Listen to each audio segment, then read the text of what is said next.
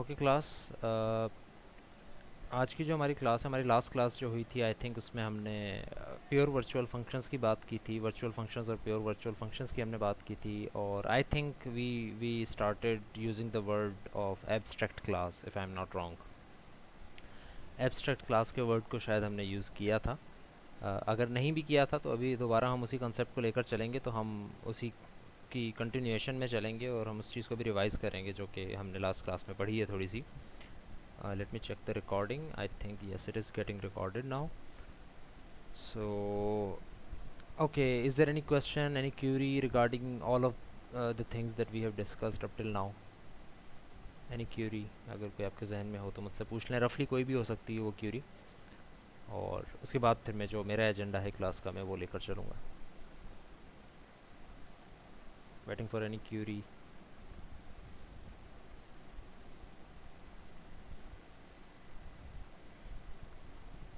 Okay, Mohammad Rameez कह रहे हैं कि कोड लास्ट वीक का मैं शेयर कर दूं, तो मैंने असल में कोड इस वजह से शेयर नहीं किया था बिकॉज़ काफ़ी चीज़ें वहाँ पर ऐड हो जाती हैं जहाँ पर हम सोर्स कोड ऐड कर रहे हैं, और हमने कोड में इस तरह का इतनी बड़ी कोई चेंजिंग की भी नहीं थी कि हमें पूरा कोड अपलोड करना पड़े। तो जो चीज़ आपको कोड में चेंज करनी है ना, वो आई थिंक एक दो लाइंस का फ़र्क था, सिर्फ ये था कि आपने वर्चुअल का कीवर्ड ऐड कर दिया था, इक्वल टू ज़ीरो कर दिया था, उसकी डेफिनेशन मिटा दी थी।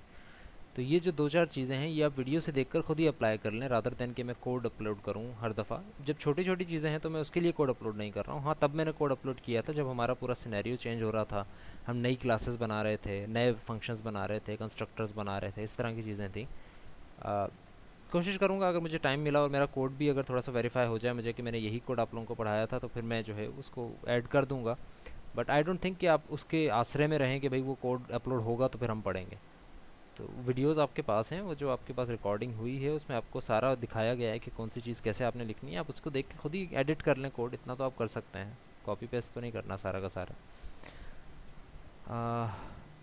Yes, attendance kindly Sohaib Sheikh पूछ रहे हैं, अटेंडेंस एलएमएस पे लगा दें। पूरी क्लास से दरख्वास्त है कि अटेंडेंस एलएमएस पे लगा दें। आई थिंक अब कोई इशू नहीं आना चाहिए, अटेंडेंस को मैंने कर दिया था सेट, उसमें कोई एक आधा जो इशू था। अब भी अगर इशू है तो बैकअप के तौर पर सीआर से मेरी गुजारिश है कि वो पार्टिसिपेंट्स जो हैं उनका स्नैपशॉट लेके मुझे ईमेल लाजमी कर दिए जाए, और जो हमारी एलएमएस के ऊपर है वो काइंडली आप दोबारा लगा दें। काजी मुबीन कह रहे हैं कि प्रॉब्लम सॉल्विंग की स्किल्स इंक्रीज़ करने के लिए कोई एक्सरसाइज। ओके, एक्सरसाइज मैं आपको देना चाह रहा था, मैं नहीं दे सका, मेरी थोड़ी सी लैकिंग हो गई। मैंने आप लोगों को कहा भी था स्टार्ट ऑफ द सेमेस्टर के हम देंगे, बट वो मेरी लैकिंग की वजह से आप लोगों को मैं नहीं दे सका। मैं डिज़ाइन कर रहा हूँ पूरी असाइनमेंट्स, अब असाइनमेंट्स भी चूँकि हमारी थोड़ी सी ज़्यादा हो गई हैं, क्विज़ेस भी ज़्यादा हो गए, तो उस हिसाब से हमारे क्वेश्चंस थोड़े से आगे पीछे हो गए। तो प्लान मेरा यही था, अगर फिज़िकली हम अवेलेबल होते, पूरी क्लास अवेलेबल होती, तो हम बाकी मसलों के बजाय हम इन चीज़ों के ऊपर टाइम लगा रहे होते, लेकिन हम हमारा ज़्यादा टाइम और मेरा भी ज़्यादा टाइम अटेंडेंस बनाना, लेक्चर्स अपलोड करना, आप लोगों के साथ शेयरिंग करना, यूट्यूब के ऊपर लेक्चर्स अपलोड करना, रिकॉर्डिंग करना, और इस तरह के हज़ारों काम और हो गए, इसकी वजह से जो दूसरी चीज़ें हैं ना जो हमने एक्स्ट्रा उसके लिए रखी थी, फ़ायदेमंद हमारे लिए साबित होती, तो उनके लिए ज़्यादा टाइम नहीं मिल पा रहा है। तो आप ऐसा काम कर सकते हैं कासिम मुबीन, और पूरी क्लास जो जो ज़्यादा इंटरेस्टेड है प्रॉब्लम सॉल्विंग स्किल्स बढ़ाने के लिए, वो ये है कि इंटरनेट के ऊपर आप जाएं। It is one of the most usable resources in that area, कि आप उठाएं वहाँ से प्रॉब्लम सेट्स उठाएं, चाहे आपको जितने भी चैलेंजिंग लगें वो आप प्रॉब्लम सेट्स उठाएं और उसको आप अप्लाई करके और जो है बनाने की कोशिश करें। कुछ एग्जांपल्स मैंने आपको बता दी हैं, कुछ आप खुद उठा लें। देखें, प्रॉब्लम सॉल्विंग स्किल्स आपके तभी सही होंगे जब आप प्रॉब्लम सॉल्विंग की तरफ ज़्यादा जाएंगे rather than gripping on the code things, कि भाई कोड किस तरह से किया जाए, क्लास किस तरह से बनाऊँ, कंस्ट्रक्टर किस तरह से बनाऊँ। आप प्रॉब्लम उठाएं और उसको सॉल्व करें। अब वो प्रॉब्लम लाजमी नहीं है कि मैनेजमेंट सिस्टम टाइप ही कोई हो, कि बैंक का मैनेजमेंट सिस्टम है या हॉस्पिटल का है या स्टूडेंट टीचर वाला रिलेशनशिप है, ये चीज़ नहीं हो तब भी चलेगा। मैथमेटिक्स की प्रॉब्लम उठाएं, मैथमेटिक्स की प्रॉब्लम सॉल्विंग स्किल्स उठाएं, अपनी तरफ से कोई प्रॉब्लम्स उठा लें। जैसे for example right of the top of the head में कुछ सोचता हूँ और मैं ये कहता हूँ कि यार कोई ऐसा प्रोग्राम बनाऊँ जिसमें मैं स्क्वायर की लेंथ बता दूँ उसको, और वो प्रोग्राम मुझे ये कैलकुलेट करके बताए कि क्या इसके अंदर एक कंसेंट्रिक सर्कल बन सकता है या नहीं बन सकता। तो उसमें आपको थोड़ा सा सर्कल का एरिया और ये सारी चीज़ें कैलकुलेट करनी पड़ेंगी और आपका जहन लगाना पड़ेगा। कोड वो बेशक थोड़ा सा कम होगा, लेकिन आपकी प्रॉब्लम सॉल्विंग स्किल्स उससे बढ़ेंगी कि आप सोचेंगे कि यार किस तरह से मैं ये काम कर सकता हूँ कि ये प्रोग्राम को ये मैं काम बता दूँ।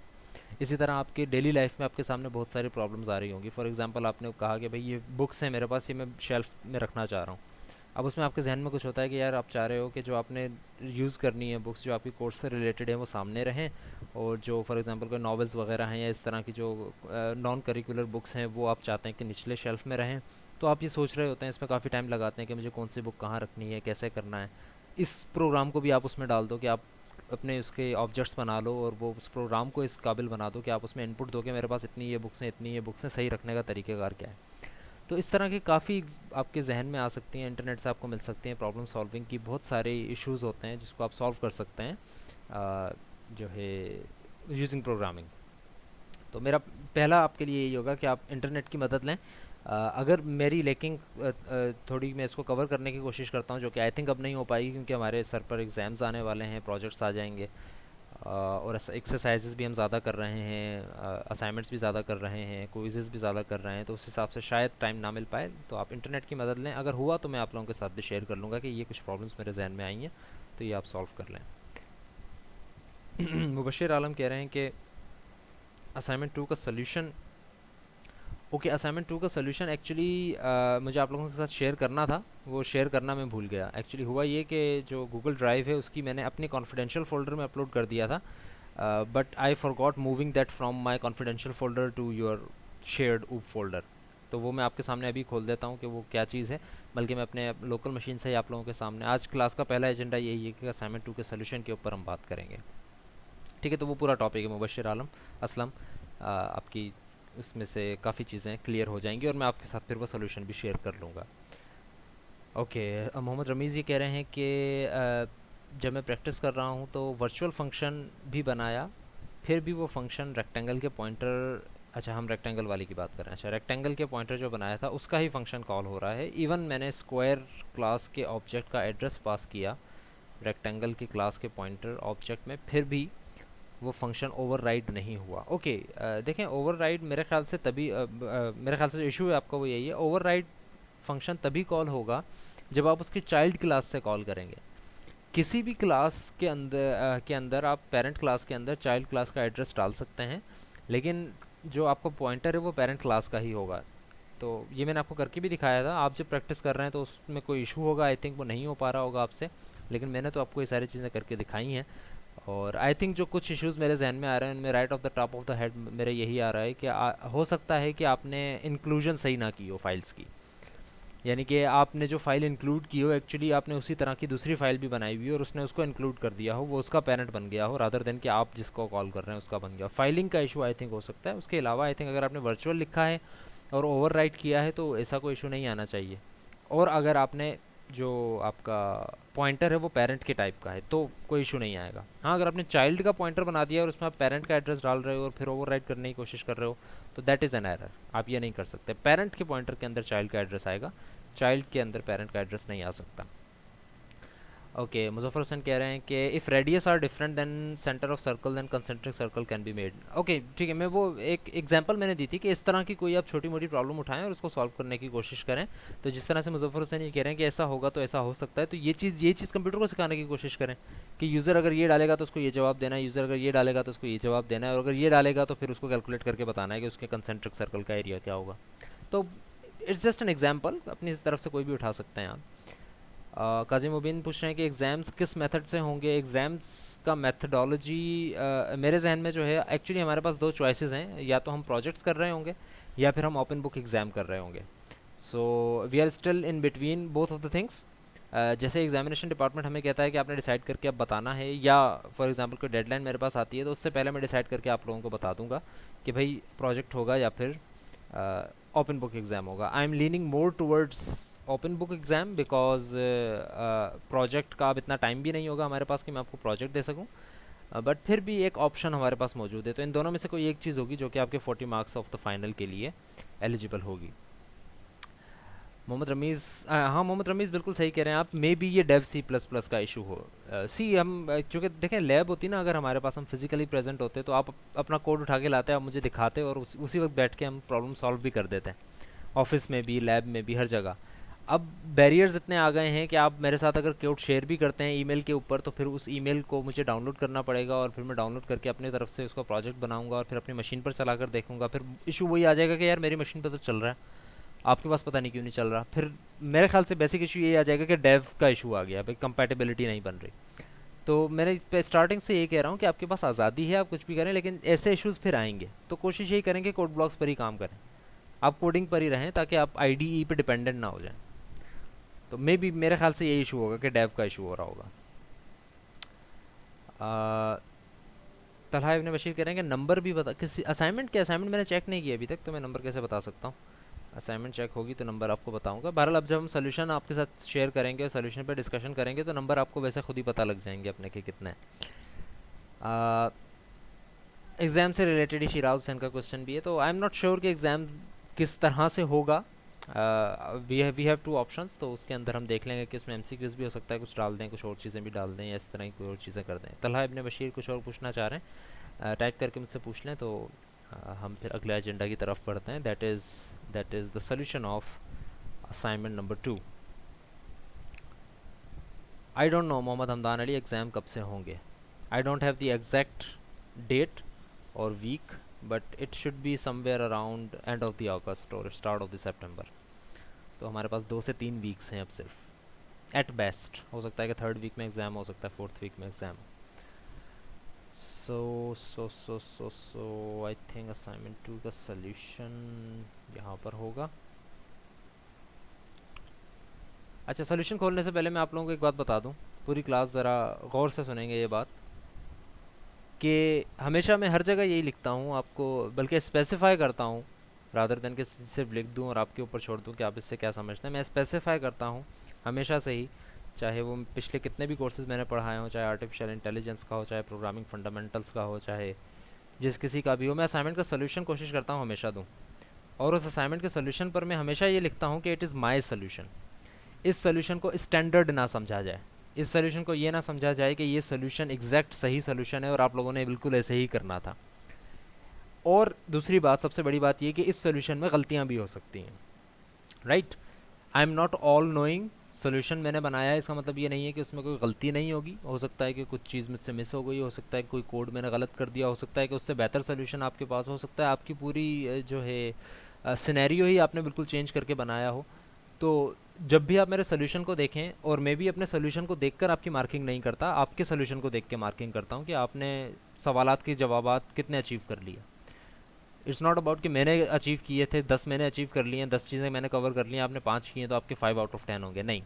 अगर सवाल में 7 पूछी गई थी, मैंने 10 कवर कर ली, तो इसका मतलब हुआ कि सवाल में 7 ही चीज़ें थी, आपने अगर 7 की 7 कवर किए हैं तो you have gotten the whole 100% marks. तो एक थोड़ी सी स्टूडेंट्स के जहन में आ जाती है, आपके जहन में भी शायद यही बात होगी कि मेरा जो सोल्यूशन है मैं उसको देख कर ही मैं ये कहता हूँ कि ये सोल्यूशन सही है और जैसा इस जैसा जिसने बनाया है वही सही है। ऐसा बिल्कुल भी नहीं है। आप ऐसे ही समझें कि मैं भी एक स्टूडेंट हूँ और मैंने भी एक स्टूडेंट की तरह ही सोल्यूशन बनाया है, और उसमें भी बहुत सी गलतियाँ होंगी। कुछ गलतियाँ मैं जो है उसके अंदर इंटेंशनली छोड़ देता हूँ, क्योंकि मेरे पास उससे बेहतर सोल्यूशन भी होता है थोड़ा सा, क्योंकि मुझे थोड़ी सी आगे की चीज़ें भी पता हैं, तो मेरे पास बेहतर सोल्यूशन भी होता है, लेकिन फिर भी मैं उसको उसी सोल्यूशन से करता हूँ जो कि आप लोगों की समझ में आ जाए, राइट। तो इस चीज़ को जहन में रखते हुए आप समझेंगे, आप ये नहीं समझेंगे कि ये बिल्कुल स्टैंडर्ड सोल्यूशन है और ये बिल्कुल एक क्या कहते हैं इसको एग्जैक्ट सोल्यूशन है, इससे बेहतर सोल्यूशन नहीं हो सकता है। That is not true. इस सोल्यूशन में भी बहुत सी मिस्टेक्स होंगी, जिस तरह एवरेज आपकी सोल्यूशन के अंदर अगर 4 से 5 मिस्टेक्स होंगी, तो मेरे पास भी 4 से 5 मिस्टेक्स होंगी। ओके, काजी मुजमिन पूछते हैं कि वेक्टर्स करवाएंगे। Yes, I am planning. Vectors actually part है C++11 का और उसके बाद का, तो हम वेक्टर्स के ऊपर भी कोशिश करेंगे, आए हम क्लास टेम्पलेट को भी कवर करने की कोशिश करेंगे। टाइम कम है, टॉपिक्स बहुत ज़्यादा हैं, तो we will try our best कि हम क्या क्या कर सकते हैं। So let's start by looking at the assignment two solution. अच्छा, मैं इसके साथ साथ इसका प्रॉब्लम सेट भी खोल लेता हूँ ताकि हमें याद रहे कि हमने काम क्या क्या करने थे, कुछ काम मुझसे मिस तो नहीं हो गए। Assignment number 2।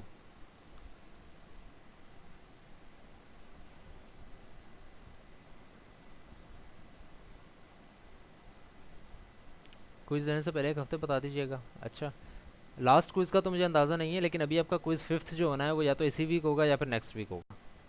या तो इसी वीक की फ्राइडे क्लास में होगा या फिर नेक्स्ट वीक होगा, ये याद रखें। Okay, this was our assignments problem set, इसको रेफ़र करेंगे हम। एंड कोड ब्लॉक्स ओपन नहीं हुआ अभी तक।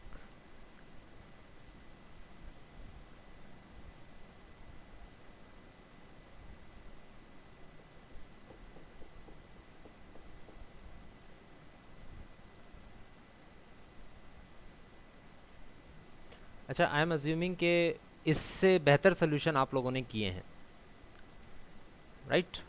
बिकॉज मेरे साथ ईमेल के ऊपर काफ़ी स्टूडेंट्स राब्ते में थे और मुझसे पूछते जा रहे थे कि सर मैं ऐसे कर रहा हूँ, इस तरह नहीं हो पा रहा, ये नहीं हो पा रहा, वो नहीं हो पा रहा। तो इस सिचुएशन में मुझे पता लग रहा था कि स्टूडेंट्स किस किस तरह से सोल्यूशंस को देख रहे हैं। तो मैंने उससे पहले सोल्यूशन बना लिया था, तो मुझे स्टूडेंट्स के ईमेल्स पढ़ के मुझे अंदाज़ा हुआ कि काफ़ी बेहतर सोल्यूशंस भी स्टूडेंट्स सोच रहे थे और काफ़ी बुरे भी सोच रहे थे। बट अगेन मैं वही कह रहा हूँ कि मेरा सोल्यूशन एवरेज होगा आप लोगों के लिए, ताकि कम जो समझ में आने वाले स्टूडेंट्स हैं, थोड़े से लो लेवल के हैं, उनको भी समझ में आ जाए थोड़ा बहुत, और जो हाई लेवल के हैं उनको भी पता लग जाए कि अच्छा ये काम इस तरह से हो जाएगा। सो लेट्स स्टार्ट। सबसे पहले हम देखते हैं कि मैंने ये कहा था कि क्लास पर्सन आपने बनानी है और उसके अंदर ये स्टेटिस्टिक्स होंगे, नेम होगा, डेट ऑफ बर्थ होगी और एड्रेस होगा, और इसके कंस्ट्रक्टर्स होंगे। अगर ज़रूरत है आपको तो गेटर सेटर बनेंगे और चेंज ऑफ एड्रेस का आपने एक कोड बनाना है। सो let's start by seeing the class of person. So there is person.h. So what is happening in person.h? Okay, so I think it is easily visible for everyone. तो हमने if and F लगा दिए, macros लगा दिए, and if कर दिया, आयो stream को मैंने ऐड किया, नेम स्पेस को ऐड किया। ये स्टूडेंट भी एड्रेस एरर आ रहा था काफ़ी स्टूडेंट्स के पास कि सर स्ट्रिंग को वेरीफाई नहीं कर रहा, तो string is a part of STD. तो या तो आप स्ट्रिंग लिखें सिर्फ, या फिर एसटीडी स्ट्रिंग करके ऐसे करके लिखें, तब आपका कोड चलेगा, राइट? तो स्ट्रिंग मैंने यूज़ किया इसलिए मैंने एसटीडी यूज़ किया है। वही चीज़ जो मैंने अभी आपको दिखाई कि नेम, डेट ऑफ बर्थ और एड्रेस इसमें आ गया, और इसको मैंने प्रोटेक्टेड रखा है। क्यों प्रोटेक्टेड रखा है? स्टूडेंट्स को समझ, आप लोगों को समझ आ जाएगी ये बात कि मैंने क्यों प्रोटेक्टेड रखा है। बिकॉज जो आगे आने वाली स्टूडेंट की, जो टीचर की क्लास है, इसको मैंने इनहेरिट करवाना है पर्सन से, and I want to use these things as well. तो इस वजह से मैंने इनको प्रोटेक्टेड कर दिया, क्योंकि मैं स्टूडेंट और टीचर में भी इसको यूज़ करना चाह रहा हूँ। ठीक है, इट्स नॉट नेसेसरी आप प्राइवेट रखें, गेटर सेटर बना दें, कोई इशू नहीं है। मैंने प्रोटेक्टेड रख दिया। अच्छा, फिर इसका एक मैंने पर्सन बनाया है कंस्ट्रक्टर। देखें ये जो स्टैटिक इंट पर्सन्स बनाया है ना, ये it is one of the additional things, इसकी ज़रूरत नहीं है। और आई थिंक मैंने इसको इतना ज़्यादा कहीं यूज़ भी नहीं किया। इट वाज जस्ट समथिंग जो कि मैं ऐड कर रहा था कोड में और फिर रिमूव करना भूल गया, या फिर आई थिंक मैंने आप लोगों के लिए छोड़ दिया। आई एम नॉट रियली श्योर कि ये क्यों लिखा गया, बट ये है कि मैंने इस पर काम किया था, but it is not necessary, it is not a necessity according to this problem set. तो इसको बेशक आप इग्नोर कर दें। I was just trying to you know like count the number of persons, कि कितने ऑब्जेक्ट्स बन रहे हैं। सो इसको छोड़ दें फिलहाल। पर्सन का कंस्ट्रक्टर है, पर्सन का एक पैरामीटराइज्ड कंस्ट्रक्टर इसलिए बनाया है बिकॉज मैंने इसके अलग से सेटर गेटर्स नहीं बनाए तीनों के। तो मैं ये चाह रहा हूँ जब भी ऑब्जेक्ट बनेगा मैं तीनों की वैल्यूज उसी वक्त असाइन कर दूंगा, रादर देन कि मैं इसके सेटर्स गेटर बनाऊँ। काफ़ी लंबा कोड हो जा रहा था, इस वजह से मैंने इसको यहीं पर दे दिया। नेम का मैंने एक अलग बनाया है, सेट नेम और गेट नेम का एक अलग बनाया है। इसकी वजह क्या रही वो फिर बात आगे चल के हम बात करते हैं इसके ऊपर। लेकिन ये सारी चीज़ें जिस तरह से मैंने यहाँ लिखा था ना, इफ़ नीडेड, तो इसकी मुझे नीड पड़ी थी। मैंने स्टार्ट में नहीं बनाया था, लेकिन फिर मुझे नीड पड़ी थी, तो मैंने नेम का सेटर गेटर बनाया। और अपडेट एड्रेस तो आपको बनाना ही था, और प्रिंट डेटा का फंक्शन भी मैंने इसमें बनाया, because and of the statement, and of the problem set मैंने ये बात लिखी थी कि you every class should have a function named print data that should be over ridden in derived classes. तो हर क्लास के अंदर प्रिंट डेटा का फंक्शन तो होना ही था, और वो ओवर होना था अगली क्लासेस के अंदर। तो इसमें प्रिंट डेटा भी बना लिया। इसका मैं अगर CPP देखूँ खोल के, person.cpp, तो इस कोड के अंदर ये आपका कंस्ट्रक्टर आ गया पर्सन प्लस प्लस। ये वही स्टैटिक वाली चीज़ है, इसको इग्नोर कर दें। I was just trying to initialise it from zero, और फिर उसके बाद मैं इसको काउंट कर रहा था। Leave that part. पर्सन का अगर ऑब्जेक्ट बन गया तो पर्सन प्लस प्लस हो जाएगा, पर्सन में ऐड हो जाएगा, ये काम आप कर सकते हैं। और इसी तरह पर्सन का एक डिफ़ॉल्ट पैरामीटराइज कंस्ट्रक्टर है, इसके अंदर ये 3 काम हो रहे हैं। MIL से भी कर सकते हैं, मैंने डायरेक्ट कंस्ट्रक्टर की बॉडी में कर दिया। ये काम भी वही है, इसको मैं कह रहा हूँ इग्नोर करते हैं आप। तो चाहे पैरामीटराइज के थ्रू ऑब्जेक्ट बने, चाहे डिफ़ॉल्ट के थ्रू ऑब्जेक्ट बने, तो मैंने पर्सन्स में प्लस प्लस करवाया, इसको इग्नोर करते हैं। सेटर्स गेटर्स में समझाने की कोई चीज़ है नहीं, वही चीज़ रिटर्न और नेम को मैं इक्वल कर रहा हूँ। अपडेट एड्रेस में भी वही काम हो रहा है जो कि एक सेटर में काम होता है कि एड्रेस जो नया आ रहा है वो एड्रेस को असाइन कर दिया जाए। और प्रिंट डाटा के अंदर मैंने थोड़ा सा फॉर्मेटिंग करके नेम प्रिंट किया है, एड्रेस प्रिंट किया है, डेट ऑफ बर्थ प्रिंट किया है, राइट। 1 मिनट के लिए यहाँ पर मैं रुक रहा हूँ और मुझे बता दें काइंडली कि सब मेरे साथ हैं या नहीं, सब को समझ आ रही है बात कि क्या क्या हुआ। सेटर्स गेटर्स बने, कंस्ट्रक्टर्स बना, एक चीज़ जो मैंने नई की थी उसको मैंने इग्नोर करवा दिया। There is no issue regarding this. आगे जाके इनहेरिटेंस होगी तो फिर थोड़ी सी कन्फ्यूजन आने शुरू हो जाएगी। तो all is good now, students are saying all is good, some of the students are saying, I am assuming कि जो नहीं कह रहे हैं उनके लिए भी सब सही है, बिकॉज इसमें कोई नई चीज़ इस तरह की है नहीं। ओके अब आते हैं स्टूडेंट के ऊपर। आई थिंक दूसरी क्लास स्टूडेंट ही है। स्टूडेंट की आपने क्लास बनानी है, उसमें स्टूडेंट नेम होना चाहिए, स्टूडेंट आईडी होनी चाहिए, डेट ऑफ बर्थ होनी चाहिए, कोर्सेज किस कोर्स में वो इनरोल्ड है, फ़ोन नंबर होना चाहिए, ईमेलिंग एड्रेस, ये सारी चीज़ें होनी चाहिए। इस क्लास को मैंने ये देखा और आप लोगों को ने भी यही देखा होगा, शायद ये मैंने चीज़ बता भी दी थी कि स्टूडेंट के अंदर 3 चीज़ें ऐसी हैं जो कि ऑलरेडी इस पर्सन के अंदर है, student name, date of birth और मेलिंग एड्रेस। तो वाई नॉट कि मैं इसमें अलग बनाने के बजाय स्टूडेंट की क्लास को पर्सन से इनहेरिट कर लूँ, तो ये तीनों चीज़ें भी मेरे पास आ जाएंगी और इस क्लास की यानी कि पर्सन की क्लास की सारी फंक्शनलिटीज़ भी आ जाएंगी। तो मैंने यही काम किया, मैंने स्टूडेंट डॉट एच बनाया और उसके अंदर उसको इनहेरिट कर लिया पर्सन से, पब्लिकली इनहेरिट कर लिया। पर्सन से जब मैंने इनहेरिट किया तो इसके अंदर प्राइवेट मैंने डाटा मेंबर्स वो बनाए जो कि यहाँ पर नहीं थे, राइट, जो कि पर्सन में नहीं थे, यानी कि student ID, courses, phone number और ईमेल एड्रेस। तो this is student ID, number of courses, phone number और ईमेल एड्रेस। ये जो चीज़ है ना, यहाँ पर आकर सारी कहानी शुरू होती है कि क्या किया हमने, हमने किया कंपोजिशन अप्लाई। हमने ये कहा कि स्टूडेंट अगर कुछ कोर्सेज में एनरोल्ड है तो अच्छा, नंबर ऑफ कोर्सेज वो चीज़ नहीं है जो कि आपको यहाँ पर मैंने बताई है कि आपने कोर्सेज बनाने। मैंने यहाँ पे कहा है कि स्टूडेंट की क्लास के अंदर किन कोर्सेज में वो एनरोल्ड है उसका इन्फॉर्मेशन होनी चाहिए। मैंने ये नहीं लिखा कि इसका नाम होना चाहिए, मैंने ये भी नहीं लिखा कि उस कोर्स की आईडी होनी चाहिए, मैंने ये भी नहीं लिखा कि उस कोर्स के टीचर का नाम होना चाहिए। मैंने सिर्फ ये लिखा है कि उस कोर्स की इन्फॉर्मेशन होनी चाहिए, विच मीन्स कि उस कोर्स की हर इन्फॉर्मेशन यहाँ पर होनी चाहिए। या कुछ स्टूडेंट ने इसको इस तरह से इंटरप्रेट किया होगा कि सिर्फ कोर्स का नाम हो जाए यहाँ पे तो उससे काम चल जाएगा। That was not the solution. I did not से कि कोर्स का नाम होना चाहिए यहाँ पे। चलें, अगर आपने कोर्स का नाम कर दिया है तो मैं आपको कहता हूँ आपने सही किया है, लेकिन आपने अगर यहाँ पर नाम लगाया होगा ना, सिर्फ कोर्स का नाम आपने लिखा होगा या सिर्फ आईडी आपने लिखी होगी, तो आगे जाकर आप खुद ही फंस गए होंगे जब आपने स्टूडेंट और कोर्स और टीचर की क्लास बनाई होगी, राइट। तो the correct solution was this कि आपने कोर्स का ऑब्जेक्ट यहाँ पर बना दिया। तो हमने ये कहा कि अगर एक स्टूडेंट किसी कोर्स में एनरोल्ड होगा तो वो कोर्स में एनरोल हो जाएगा, कोर्स के ऑब्जेक्ट में एनरोल हो जाएगा। That is just a number of courses, क्योंकि मैं ये चाह रहा था कि हर स्टूडेंट जो है 3 से ज़्यादा में एनरोल ना हो। तो जब भी मुझे चेक करना था ना कि एक स्टूडेंट कितने कोर्सेज में एनरोल्ड है, वो मैं इसमें सेव करवा देता था। अगर ये नंबर 3 से एक्सीड होता था तो मैं इस फंक्शन को कॉल नहीं करता था, नया स्टूडेंट एनरोल ही नहीं हो सकता क्योंकि उसको ऑलरेडी 3 कोर्सेज पढ़ रहा है। यही हमने कंडीशन आगे चल के लगाई थी। तो इसको अगर आप देखो तो कोर्स का एक ऑब्जेक्ट बना हुआ है, and not just an object, एक एरे ऑफ ऑब्जेक्ट्स बना हुआ है। यानी कि सिर्फ एक ऑब्जेक्ट नहीं बना, कोर्स के 3 ऑब्जेक्ट्स बने हैं, courses 0, courses 1 and courses 2, just like any other array. This is a array of type course. और ये आपने बना दिया और आपने 3 तरह के कोर्सेज बना दिए। एक कोर्स 0 में उसकी आईडी, उसकी इंफॉर्मेशन आएगी, वो ऑब्जेक्ट आएगा जो ऑब्जेक्ट स्टूडेंट ने पहले एनरोल किया होगा। दूसरे नंबर पे उसका दूसरा कोर्स आएगा और कोर्सेज 2 पे उसका तीसरा कोर्स आ जाएगा। तो ये आइडिया था बेसिकली। स्टूडेंट में भी मैंने डिफ़ॉल्ट कंस्ट्रक्टर ज़रूरत नहीं पड़ी तो मैंने बनाया ही नहीं, और मैंने एक पैरामीटराइज कंस्ट्रक्टर बना दिया रादर देन कि हर किसी का सेटर गेटर बनाऊं और वही काम कि भाई सारी चीज़ें एक साथ ही सेट करवा दी, student ID, number of course, phone number, email address. और ये जो शुरू वाली 3 चीज़ें आपको नज़र आ रही है ना, ये 3 चीज़ें वही हैं जो कि पर्सन की क्लास की थी, यानी कि सॉरी, पर्सन का नेम, डेट ऑफ बर्थ और एड्रेस, तीनों स्ट्रिंग की टाइप ही रख दी मैंने। Name, date of birth, address, यहाँ पर आईडी आ जाएगी इंट में, और स्ट्रिंग स्ट्रिंग में दोनों चीज़ें में फ़ोन नंबर और ईमेल एड्रेस आ जाएगा। फिर मैंने एक दो फंक्शंस ज़रूरत, लाइक आई सेड की ज़रूरत पड़ती गई मुझे, मैं बनाता गया। स्टार्टिंग ऑफ द क्लास जब मैंने स्टार्ट किया था तो मैंने सिर्फ कंस्ट्रक्टर बनाकर बात छोड़ दी थी और गेट प्रिंट डाटा बना दिया था, दैट्स इट। लेकिन जैसे जैसे मुझे ज़रूरत पड़ी मैं वैसे वैसे फंक्शन बनाता गया। तो पहला फंक्शन अपडेट ईमेल का, ये लिखा था मैंने कि बनाना है। फंक्शंस पे आते हैं, कंस्ट्रक्टर्स बन के गेटर सेटर्स की नीड थी तो मैंने बनाया।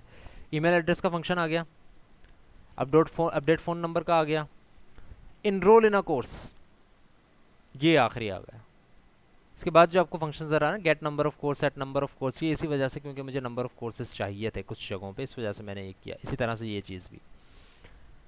सो ये जो इनरोल का जो फंक्शन है, इसने क्या करना है, स्टूडेंट को एक कोर्स में इनरोल करना है। अब मेरी बातें ज़रा गौर से सुनिएगा, it is getting very a little complicated then usual. So हुआ क्या, मैं ये चाह रहा था कि स्टूडेंट के ऑब्जेक्ट के थ्रू जब इनरोल का फंक्शन कॉल हो, क्योंकि ये स्टूडेंट की क्लास के अंदर इनरोल का फंक्शन है, तो ऑब्वियसली ये स्टूडेंट के ऑब्जेक्ट के थ्रू ही कॉल होगा। स्टूडेंट के ऑब्जेक्ट के थ्रू, फॉर एग्जांपल एक स्टूडेंट है अहमद, उसके ऑब्जेक्ट के थ्रू अगर इनरोल का फंक्शन कॉल होता है तो वो इनरोल हो जाएगा एक सर्टेन कोर्स में। भाई किस कोर्स में इनरोल होगा, इनरोल तो कॉल हो जाएगा, किस कोर्स में इनरोल होगा ये कौन बताएगा? उसको मैंने आर्गुमेंट भेज दिया कि भाई ये कोर्स होना चाहिए, वो इस कोर्स में इनरोल करो। अब यहाँ पर आप देखें कि यहाँ पर मैंने कोर्स का नाम नहीं भेजा, यहाँ पर मैंने कोर्स की आईडी नहीं भेजी, यहाँ पर मैंने कोर्स का पॉइंटर भेजा है। यानी कि एक कोर्स जो कि ऑलरेडी बना हुआ होगा, आप उसी का एड्रेस भेजोगे और कहोगे कि इस कोर्स के अंदर इस स्टूडेंट को इनरोल कर दिया जाए। होल्ड योर हॉर्सेस, अभी आप वाई क्यों इस तरह के क्वेश्चन नहीं पूछें जब तक कि मैं पूरी असाइनमेंट आपके सामने खोल कर ना रख दूँ। जब पूरा सोल्यूशन आपके सामने होगा तब आप पूछिएगा, आपके सामने काफ़ी चीज़ें तो क्लियर ही हो जाएंगी, या काफ़ी इतनी कॉम्प्लिकेटेड होगी कि आप ये छोड़ेंगे इसके ऊपर कि मैं जाकर खुद चलाऊंगा, मुझे बात समझ में आ गई है, जाके चलाऊंगा तो ये चीज़ क्लियर हो जाएगी। सो नेवरदलेस कोर्सेज का एक पॉइंटर मैंने इसमें भेजा। मैं ऑब्जेक्ट भी भेज सकता था वैसे, मैं ऑब्जेक्ट भी भेज सकता था, ठीक है। कुछ स्टूडेंट्स ये सोच रहे होंगे पॉइंटर ही क्यों भेजा, कोर्स का ऑब्जेक्ट भेज देते, क्योंकि कोर्स का ऑब्जेक्ट आता और वो आप कोर्सेज 0 या कोर्सेज 1 या कोर्सेज 2 के बराबर कर देते, तो आप कोर्स उस जो ऑब्जेक्ट भेज देते पूरा का पूरा। लेकिन मैंने पॉइंटर भेजा। इस पॉइंटर भेजने की वजह एक स्टार्टिंग में आपको थोड़ी सी बता देता हूँ, बाकी कोर्स की क्लास में जाके हमें पता लगेगी। इसकी वजह ये थी कि कोर्स के अंदर भी मुझे स्टूडेंट का डेटा चाहिए था। सिर्फ ये नहीं कि मैंने कोर्स में एनरोल कर दिया तो स्टूडेंट की लिस्ट के अंदर वो कोर्स आ जाएगा। आगे चलकर हमने ये भी देखना है, आगे कोर्स की क्लास में जब हम जाएंगे तो उसमें लिखा हुआ है कि स्टूडेंट जो एनरोल है उसका डाटा भी होना चाहिए कोर्स के पास। कोर्स के अंदर जो एट्रीब्यूट्स है ना, कोर्स आईडी, कोर्स नेम, ये वो, उसके अंदर एक चीज़ ये भी लिखी हुई है स्टूडेंट्स कौन कौन से एनरोल हैं इस कोर्स में।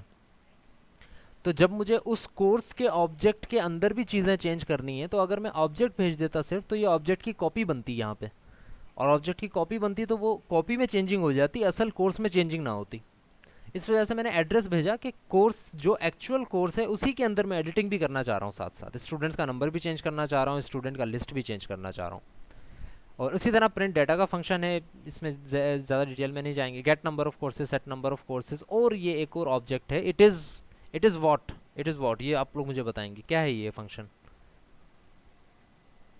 What can I call this function?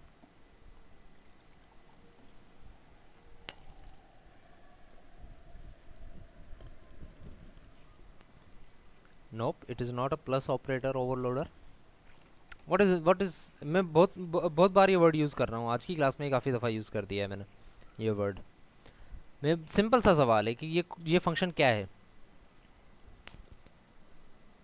I don't want कि मैं आपको असाइन वो दूँ, ऑप्शंस दूँ तो ही आप जवाब दे सकें।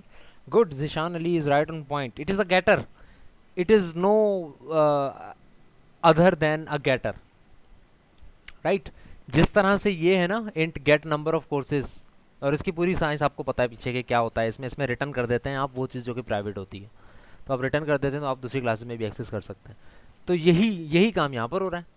It is a getter of get courses. अब ये गेट नंबर ऑफ कोर्सेज चूंकि इंटीजर थे तो इसका रिटर्न टाइप इंटीजर है, लेकिन यहाँ पर चूंकि आप कोर्सेज रिटर्न करवाएंगे तो इसकी रिटर्न टाइप कोर्स टाइप की होगी। Now again the question can be course type की रखे ना, फिर कोर्स पॉइंटर क्यों रख रहे हैं? तो कोर्स पॉइंटर इस वजह से मैं रख रहा हूँ because I made an array of course. जब मैं गेटर कॉल करूंगा ना, देखें, जब भी किसी स्टूडेंट के कोर्सेज को कोर्सेज कॉल करूंगा, मैं कॉल करता हूँ भाई इस स्टूडेंट के कोर्सेज आ जाएं, तो क्या कोर्सेज 0 आएगा, 1 आएगा या 2 आएगा? सारे आएंगे। तो जब सारे चाहिए मुझे, तो फिर मुझे कोर्सेज 0, कोर्सेज 1, कोर्सेज 2 में जाने की ज़रूरत नहीं है, मैं सिर्फ कोर्सेज रिटर्न करवाऊंगा। एंड दैट कोर्सेज, इस पर हमारी काफ़ी बहस हो चुकी है स्टार्ट ऑफ द क्लास से, स्टार्ट ऑफ द सेमेस्टर से। This courses is actually a pointer, और चूंकि ये एक पॉइंटर है, starting address of the array है, तो जब ये आप रिटर्न करवाओगे तो इसकी रिटर्न टाइप भी पॉइंटर टू कोर्स होनी चाहिए, सिर्फ कोर्स नहीं होगी। So this is all about student की क्लास, और इसकी सीपीपी क्लास में आते हैं, which is a little more confusing then student.h। So ये चीज़ आप सबको पता है कि ये क्या है, राइट। अच्छा, name equal to and date of birth, और ये चीज़ें भी मैं कर सकता हूँ यहाँ पे। क्यों कर सकता हूँ? क्योंकि पर्सन डॉट एच में ये तीनों चीज़ें हैं और वो तीनों चीज़ें प्रोटेक्टेड हैं। अगर ये प्राइवेट होती ना तो यहाँ पर सेट करने के लिए मुझे सेटर्स कॉल करने पड़ते हैं।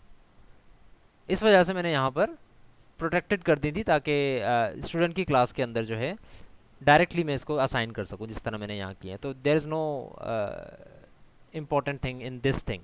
और अगर आप देखो तो इसके अंदर कोर्सेज सेट नहीं हो रहे हैं। कोर्सेज आप कंस्ट्रक्टर में सेट नहीं कर रहे, स्टूडेंट की इन्फॉर्मेशन दे दें, लेकिन अब कोर्सेज मैंने कंस्ट्रक्टर में सेट नहीं करवाए। कोर्सेज कहाँ सेट होंगे? जब इनरोल का फंक्शन कॉल होगा। एक स्टूडेंट विदाउट कोर्सेज भी जो है एग्जिस्ट कर सकता है, लेकिन without number of courses exist नहीं कर सकता, जो कि ज़ीरो होंगे इनिशियली। विदाउट नेम एग्जिस्ट नहीं कर सकता, without date of birth exist नहीं कर सकता। ये वो डाटा है जो कि स्टूडेंट के लिए इनिशियल लाजमी है मेरे लिए, तो मैंने ये डाटा यहाँ कर दिया। एक ऐसा स्टूडेंट भी हो सकता है जो कोई कोर्स ना पढ़ रहा हो जब तक कि उसने इनरोल का फंक्शन कॉल ना किया हो। तो कंस्ट्रक्टर में सिर्फ वो चीज़ें आएंगी जो कि स्टूडेंट बनने के लिए लाजमी है। फिर हम आते हैं student update phone number, nothing important here, nothing important here. Update email में इनरोल के फंक्शन पे आते हैं। इनरोल के फंक्शन को अगर आप देखो तो it is very small code, it is a very small code but a rather complicated code.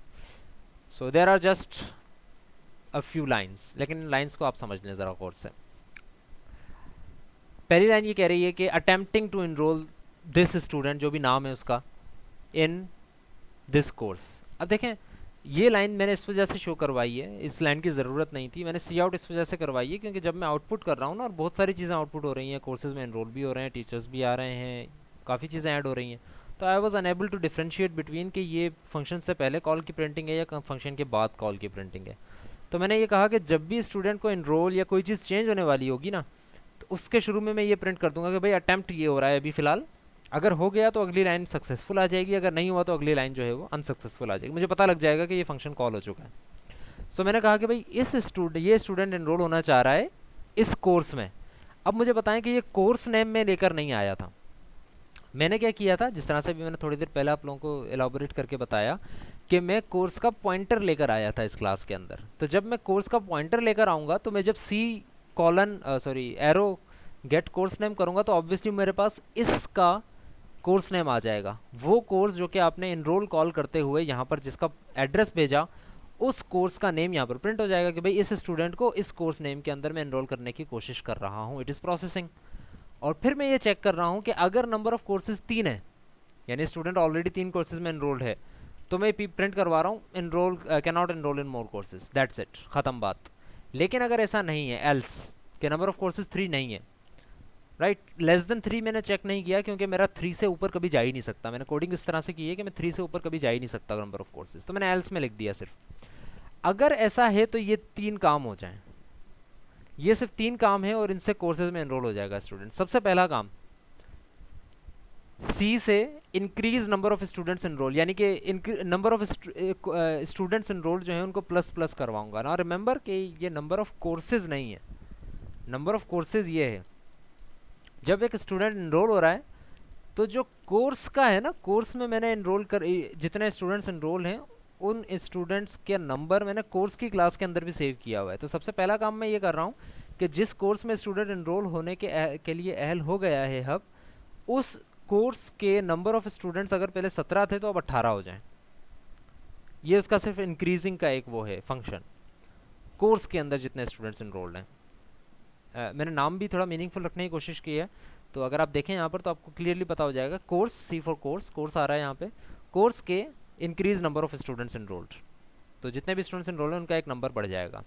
दूसरा काम ये हो रहा है कि courses, number of courses equal to this, यानी कि जो पॉइंटर आया जिस कोर्स में इनरोल करना है ना स्टूडेंट को, उस कोर्स का एड्रेस मैंने कहाँ पर रख दिया, कोर्सेज के नंबर ऑफ कोर्सेज में। अब नंबर ऑफ कोर्सेज या तो 0 होगा या 1 होगा या 2 होगा। अगर फॉर एग्जांपल एक स्टूडेंट 2 कोर्सेज में एनरोल्ड है, तो मुझे उसका जो नया कोर्स एनरोल करना है वो कौन से इंडेक्स नंबर पर करना है, 2 पर, क्योंकि कोर्सेज 0 में उसका ऑलरेडी कोर्स एनरोल्ड है। 2 कोर्सेज अगर एनरोल्ड है, कोर्सेज 0 में एनरोल्ड है, कोर्सेज 1 में एनरोल्ड है, तो मुझे कहाँ पर एनरोल करना है, 2 में। तो 2 ऑलरेडी मुझे कहाँ पर मिल रहा है, नंबर ऑफ कोर्सेज एनरोल्ड के नंबर में मिल रहा है। तो अगर कोई एक स्टूडेंट एक नंबर ऑफ कोर्सेज में एनरोल्ड है, इसका मतलब है उसका कोर्सेज 1 फारिग है। अगर वो 2 में एनरोल्ड है, इसका मतलब है उसका कोर्सेज 2 फारिग है। अगर वो किसी में भी एनरोल्ड नहीं है, इसका मतलब है उसका कोर्सेज 0 फारिग है। तो जो स्टार्टिंग वाला है उसको मैं असाइन कर रहा हूँ, जो नया कोर्स आ रहा है वो सिर्फ ये असल में हो रहा है कोर्स एनरोल, दैट्स इट, ये काम कोर्स एनरोल हो गया। बाकी सारी चेकिंग थी और कोर्स के अंदर जो है enrol number of student add किया है। तो ये नंबर हो गया कोर्स, यानी कि उस कोर्स स्टूडेंट के अंदर जो कोर्स की लिस्ट है ना, यहाँ पर इसके अंदर इसके जो लेटेस्ट था, जो कि अगर 0 पे चीज़ पड़ी हुई थी तो 1 पे आ गए, 1 पे थी तो 2 पे आ गए। कोर्सेज 0, 1 या 2 में से किसी एक पर ये आपने असाइन कर दिया कोर्स, यानी कि उस स्टूडेंट के डाटा की लिस्ट में कोर्स का नाम आ गया, कोर्स का पूरा डाटा आ गया, पूरी इन्फॉर्मेशन आ गई, पूरा कोर्स का ऑब्जेक्ट आ गया। और फिर मैंने क्या किया, नंबर ऑफ कोर्सेज, यानी कि वो चीज़ जो कि 3 नहीं थी जब भी हम यहाँ पर आए थे, उसको मैंने प्लस प्लस कर दिया। अब हो सकता है अगर वो 0 थी तो 1 हो गई, हो सकता है 1 थी तो 2 हो गई हो, यानी कि प्लस प्लस हो गई। और फिर मैंने ये प्रिंट करवा दिया, इसके बाद ये प्रिंट करवा दिया कि भाई this student has been enrolled in this course. That is all about enrolling a student. फिर आते हैं प्रिंट डाटा के फंक्शन के ऊपर। तो प्रिंट डाटा का फंक्शन भी बिल्कुल उसी तरह है कि आपने स्टूडेंट्स डाटा, अच्छा मैंने अलग अलग कर दिया ना, कि अगर मैं स्टूडेंट के डाटा के बाद पर्सन का डाटा अलग से शो करवा रहा हूँ तो वो मैं अलग कर रहा हूँ, उसको कॉल पर्सन के थ्रू कॉल कर रहा हूँ। सो मैंने ये किया कि स्टूडेंट्स डाटा प्रिंट किया और उसके अंदर स्टूडेंट आईडी प्रिंट की। अब स्टूडेंट आईडी के बाद मैंने नेम, एड्रेस और डेट ऑफ बर्थ प्रिंट करनी थी। तो रादर देन कि मैं तीनों को प्रिंट करता, मैंने पर्सन की क्लास का प्रिंट डाटा कॉल कर लिया। अगर मैं यहाँ पर ये चीज़ ना लिखता, ये चीज़ अगर मैं ना लिखता, सिर्फ प्रिंट डाटा लिखता, तो यही फंक्शन कॉल होता। लेकिन मैंने स्पेसिफाई कर दिया कि पर्सन की क्लास का प्रिंट डाटा कॉल करूँ, स्कोप रेजोल्यूशन लगा के। ये बात भी हमने पिछली से पिछली क्लास में आई थिंक डिस्कस की थी। तो मैंने यहाँ पे प्रिंट डाटा जब इसका कॉल किया तो क्या प्रिंट होगा भाई, ये पर्सन का जो है ना, पर्सन डॉट CPP, इसमें जो इसका प्रिंट डाटा है ये कॉल हो जाएगा, यानी पर्सन डेटा आएगा, ये तीनों चीज़ें प्रिंट हो जाएंगी, बात खत्म हो जाएगी। फिर दोबारा अगली चीज़ क्या होगी, फिर इसका ईमेल एड्रेस जो कि स्टूडेंट के पास है, फ़ोन नंबर आएगा, ये सारी चीज़ें आएंगी। और फिर उसके बाद देखें, मैं चाहता तो पूरे कोर्सेज को प्रिंट करवा देता, लेकिन मैंने एक चेक फिर भी लगा दिया। मैंने कहा अगर नंबर ऑफ कोर्सेज 0 है ना स्टूडेंट के, तो सिर्फ ये लिख दिया जाए कि ये किसी कोर्स में एनरोल्ड ही नहीं है, ताकि अब वो उसमें फंस ना जाए, क्या कहते हैं, एरे के एड्रेसेस में ना फंस जाए। अगर मैंने डायरेक्ट प्रिंट करवा देता ना, तो अगर किसी के पास एड्रेस होता ही नहीं, पॉइंटर तो बन गया, एरे तो बन गया, लेकिन उसके अंदर कुछ आया ही नहीं, तो वो फंस जाता कोड। तो इस वजह से मैंने कहा कि अगर 0 है ना, कोई कोर्स में एनरोल्ड नहीं है, तो प्रिंट कर दिया जाए कि this is not enrolled in any course.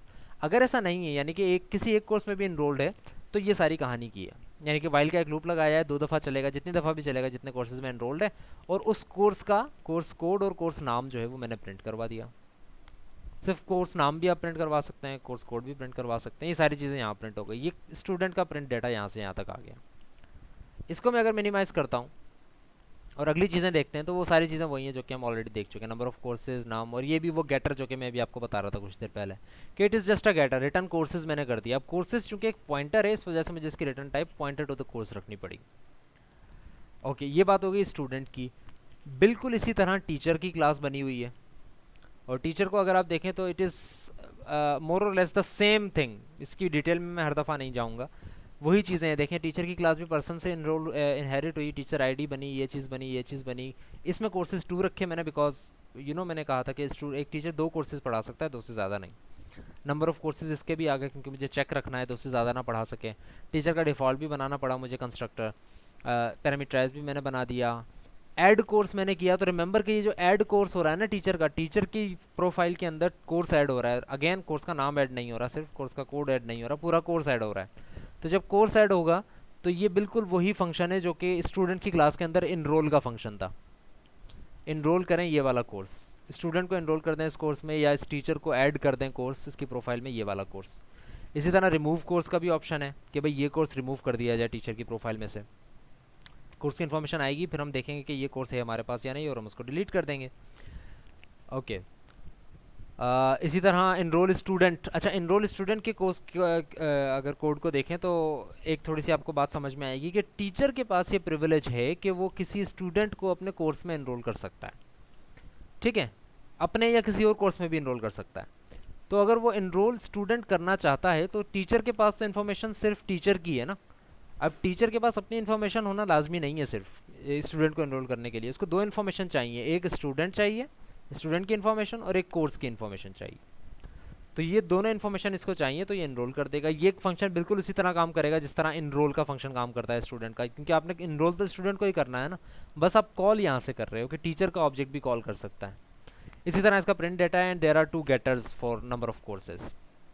So moving on to teacher.cpp, and that teacher.cpp is more और less the same as student.cpp, यानी कि वही चीज़ें सारी की सारी जो आपने ऐड की, नंबर ऑफ कोर्सेज 0 कर दिए, पैरामीटराइज कंस्ट्रक्टर है।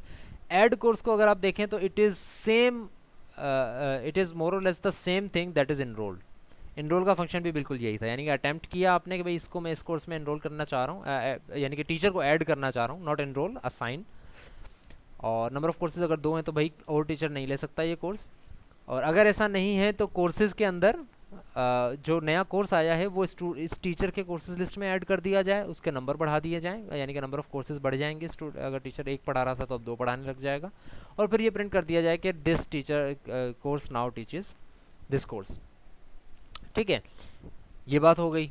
अब अगली चीज़ पर आते हैं, तो वो है रिमूव कोर्स। और रिमूव कोर्स बिल्कुल उसी तरह होगा जिस तरह ऐड कोर्स है, बस ये है कि यहाँ पर आपने इसके बराबर कर दिया आने वाली चीज़ को।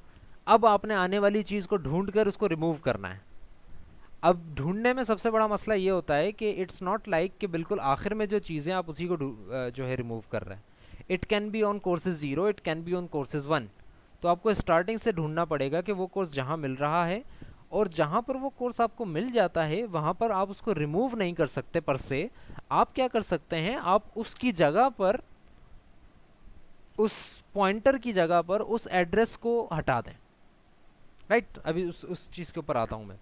1-2 कमेंट्स आ रहे हैं, मैं उनको ज़रा पढ़ लूँ फिर आगे चलते हैं।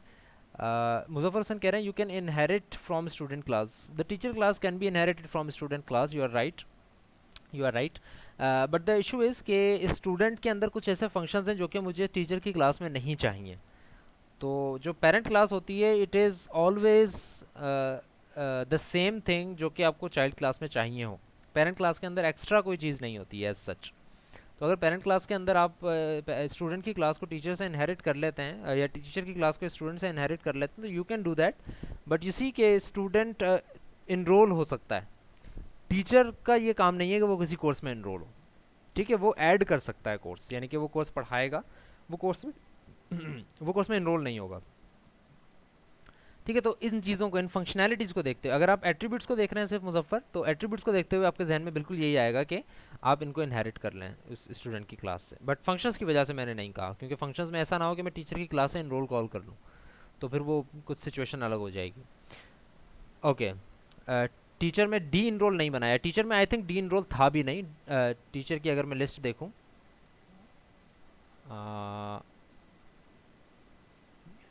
रिमूवल ऑफ अ कोर्स है, डी इनरोल नहीं है, या डी इनरोल नहीं है।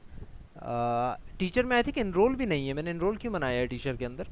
टीचर किसी स्टूडेंट को अगर इनरोल कर रहा है तो ऐसी चीज़ तो मैंने कही नहीं है कि मुझे बनानी है।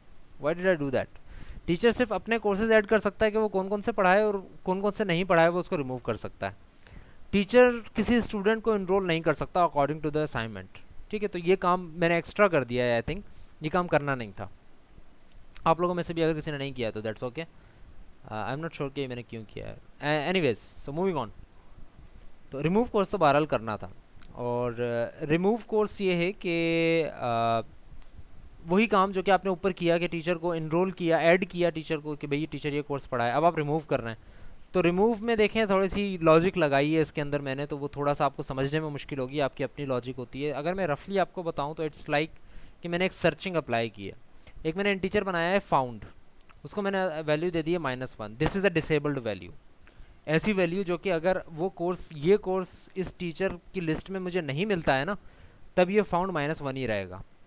राइट, लेकिन अगर मिल जाता है तो क्या होगा उसके ऊपर बात करते हैं। तो मैंने एक लूप लगाया कि वो टीचर के नंबर ऑफ कोर्सेज जितने भी हैं, 1 भी हो सकता है 2 भी हो सकते हैं, जितने भी नंबर ऑफ कोर्सेज हैं उतनी दफ़ा ये काम करें, ये वाला। और ये क्या है, वो देखिए कि जिस नंबर पर है ना वो 0 पर है पहले, तो कोर्सेज 0, यानी टीचर का जो कोर्सेज 0 है उसका कोर्स कोड निकालें और चेक करें कि क्या वो इस कोर्स के कोर्स कोड के बराबर है या नहीं। अगर वो आने वाले कोर्स के जो कि आपने रिमूव करना है और जो टीचर की लिस्ट में 0 पर कोर्स है उसका कोर्स कोड मैच कर जाता है, इसका मतलब है कि ये जो कोर्स रिमूव होना है ये कोर्सेज 0 पर पड़ा हुआ है। अगर ये दूसरी एडिशन में इसको मिलता है तो इसका मतलब हो जाएगा कि कोर्सेज 1 पे पड़ा हुआ है।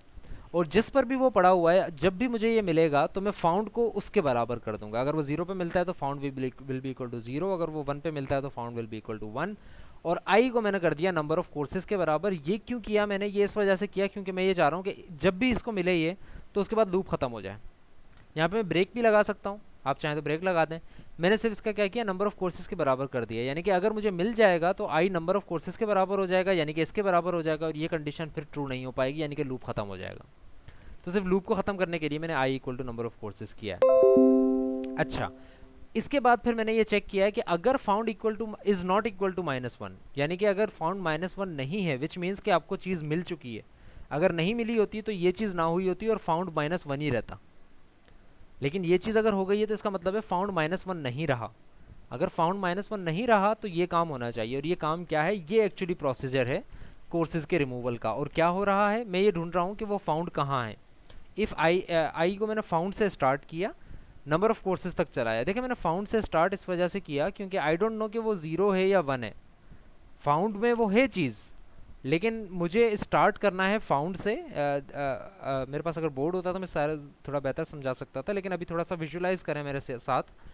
देखें अगर 5 चीज़ें हैं ना आपके सामने, 5 बुक्स रखी हुई हैं, एक स्टैक नहीं बल्कि एक रो की शक्ल में, तो अगर मुझे एक बुक रिमूव करनी है, इसका मतलब है कि स्टार्ट में जो बुक्स हैं वो तो अपनी जगह पर रहेंगी, लेकिन जो आप रिमूव कर रहे हैं उसके बाद वाली जो चीज़ें हैं वो एक एक स्टेप पीछे आ जाएंगी, राइट। तो रिमूवल का प्रोसीजर ये है कि अगर आपके पास 5 चीज़ें पड़ी हैं सामने, उनमें से आपने तीसरे नंबर की चीज़ हटानी है, तो पहली और दूसरी तो वैसी की वैसी रहेगी, तीसरे वाली जब हटेगी तो चौथी वाली चीज़ तीसरी की जगह ले लेगी और पांचवी वाली चीज़ चौथी की जगह ले लेगी। ये एक्चुअली रिमूवल का प्रोसीजर है मेरा। तो मैंने यही किया है, मैंने फाउंड से स्टार्ट किया है, यानी कि अगर तीसरी को रिमूव करना है तो शुरू वाली 2 पर काम ना करें, फाउंड पे उठाएं, जहाँ पर आपको मिली थी चीज़, 1 पे मिली थी या 0 पे मिली थी, वहाँ से काम स्टार्ट करें, और जब तक एंड नहीं हो जाते नंबर ऑफ कोर्सेज तब तक ये चलें। और आपने करना क्या है, अगर found equal to number of courses -1, यानी कि फाउंड बिल्कुल आखिर में आ जाता है, तो आपने कुछ नहीं करना, कंटिन्यू कर दें। फाउंड अगर बिल्कुल एंड में है तो कंटिन्यू कर दें, अगर एंड में नहीं है तो फिर आप उसको एक स्टेप पीछे ले आएँ। तो कोर्सेज फाउंड यानी कि कोर्सेज 0 जो होगा वो एक्चुअली कोर्सेज 1 के बराबर हो जाएगा, यानी कि एक स्टेप पीछे आ जाएंगे। और number of courses minus minus करना बिल्कुल लाजमी है, it is the backbone of this code. वो ये है कि क्योंकि नंबर ऑफ कोर्सेज अगर उतना ही रहता ना, 2 ही रहता, ये रिमूव तो कर दिया आपने, एक स्टेप पीछे कर दिया, लेकिन नंबर ऑफ कोर्सेज अगर 2 ही रहता या जितना था उतना ही रहता, तो फिर ये आपने रिमूव करके पीछे तो कर दिया था, लेकिन इसकी जगह कोड एड्रेस वही रहता। और जब भी आप उसको प्रिंट करने की कोशिश करते या कुछ ऐसा काम करने की कोशिश करते तो नंबर ऑफ कोर्सेज चूंकि 2 हैं तो वो दोनों को प्रिंट करता, लेकिन हम दोनों को प्रिंट नहीं करवाना चाह रहे, जो एक चीज़ रिमूव हो गई है वो रिमूव हो गई है। और अगर ऐसा नहीं है, कैसा नहीं है कि अगर फाउंड -1 के इक्वल नहीं है, यानी कि फाउंड -1 ही रहा है, यानी कि यहाँ पर चेंजिंग कोई नहीं हुई, तो इस सिचुएशन में मैं कहूँगा कि भाई ये इस टीचर का कोर्स है ही नहीं, तो आप इसको कैसे रिमूव कर सकते हैं। ये काम हो गया removal of the teacher, removal of the course from teacher. अच्छा अब देखें, ये कोड मैंने अजीब पता नहीं क्यों डाला यहाँ पर, जो मैंने अभी थोड़ी देर पहले बात की कि एनरोल है स्टूडेंट में स्टूडेंट और ये काम किया, तो ये बड़ा सिंपल सा कोड है कि मैंने दोनों का एड्रेस लिया और जिस स्टूडेंट को एनरोल करना था उस स्टूडेंट के थ्रू उसी स्टूडेंट का एनरोल कॉल कर लिया इस कोर्स के थ्रू। तो वही student.cpp का ये एनरोल कॉल करूँगा, तो मैं टीचर के थ्रू भी स्टूडेंट को एनरोल करवा सकता हूँ। एडिशनल थिंग, प्रिंट डाटा बिल्कुल उसी तरह जिस तरह स्टूडेंट का था, यानी टीचर आईडी यहीं से प्रिंट होगी, लेकिन नाम वगैरह पर्सन के प्रिंट डाटा से प्रिंट हो जाएंगे, बाकी सारी चीज़ें यही होंगी। अगर नंबर ऑफ कोर्सेज 0 हैं टीचर के, तो फिर वो कहेगा कि कोई कोर्स नहीं पढ़ा रहा है ये टीचर। अगर ऐसा नहीं है तो वो जितने कोर्सेज पढ़ा रहा है वो सारे उनके कोर्स कोड और कोर्स नेम यहाँ पर प्रिंट हो जाएगा, जस्ट लाइक स्टूडेंट। ये बात हो गई प्रिंट डाटा की। और इसी तरह नंबर ऑफ कोर्सेज रिटर्न, ये तो सेटर्स गेटर्स हैं, तो ये इसमें कोई ऐसी चीज़ नहीं है जो कि हमें क्लियर करनी पड़े। ओके अच्छा, मुजफ्फर हसन कह रहे हैं teacher can remove any student and enroll and change his course. I don't think कि असाइनमेंट में ये चीज़ है, is there this thing, I am not sure. इस टीचर के पास ही प्रिविलेज नहीं है, आमतौर पर होती है लेकिन हमारी प्रॉब्लम में नहीं थी। हमने कहा था टीचर के अंदर बस गेटर सेटर्स होंगे, कंस्ट्रक्टर्स होंगे, addition of a course, removal of a course, that's it. Teacher enroll नहीं कर सकता किसी स्टूडेंट को, ठीक है, ना ही डी इनरोल कर सकता है। कोर्स के अंदर अगर आते हैं, द वन ऑफ द या the most complicated class of this assignment is course. Course में आके अच्छे अच्छे स्टूडेंट्स भी सोच रहे थे कि हमें क्या करना चाहिए। सो कोर्स की क्लास में आते हैं, course.h स्टार्ट करते हैं। और अच्छा, ये कोड में जैसे ही खोलूँगा तो आपके जहन में क्या कहते हैं उनको, सायरन्स बजने लग जाएंगे कि ये क्या किया है सर ने। तो होल्ड योर हॉर्सेज, मैं एक एक चीज़ को एलाबोरेट करूँगा, समझाऊँगा कि ऐसा क्यों हुआ और ऐसा क्यों करना ज़रूरी था। सो कोर्सेज डॉट एच में आते हैं एंड लेट्स सी के कोर्सेज डॉट एच में क्या है। फर्स्ट ऑफ ऑल कोर्सेज के अंदर हमने करना क्या था, ये है कोर्स की, कोर्स का नेम होना चाहिए, कोर्स का कोड होना चाहिए, नंबर ऑफ स्टूडेंट्स कितने रजिस्टर्ड हैं वो होना चाहिए, और टीचर ऑफ द कोर्स होना चाहिए। कोर्स के अंदर स्टूडेंट की इंफॉर्मेशन नहीं थी, राइट तो कोर्स के अंदर स्टूडेंट की इंफॉर्मेशन नहीं है। नंबर ऑफ स्टूडेंट्स, कितने स्टूडेंट्स इनरोल्ड हैं ये है, लेकिन कोर्स में कौन सा स्टूडेंट इनरोल्ड है ये इन्फॉर्मेशन कोर्स के अंदर रखने की कोई ज़रूरत नहीं है। हो सकती है ज़रूरत, लेकिन हमने इस कोड के अंदर ये चीज़ आप लोगों से नहीं करवाई।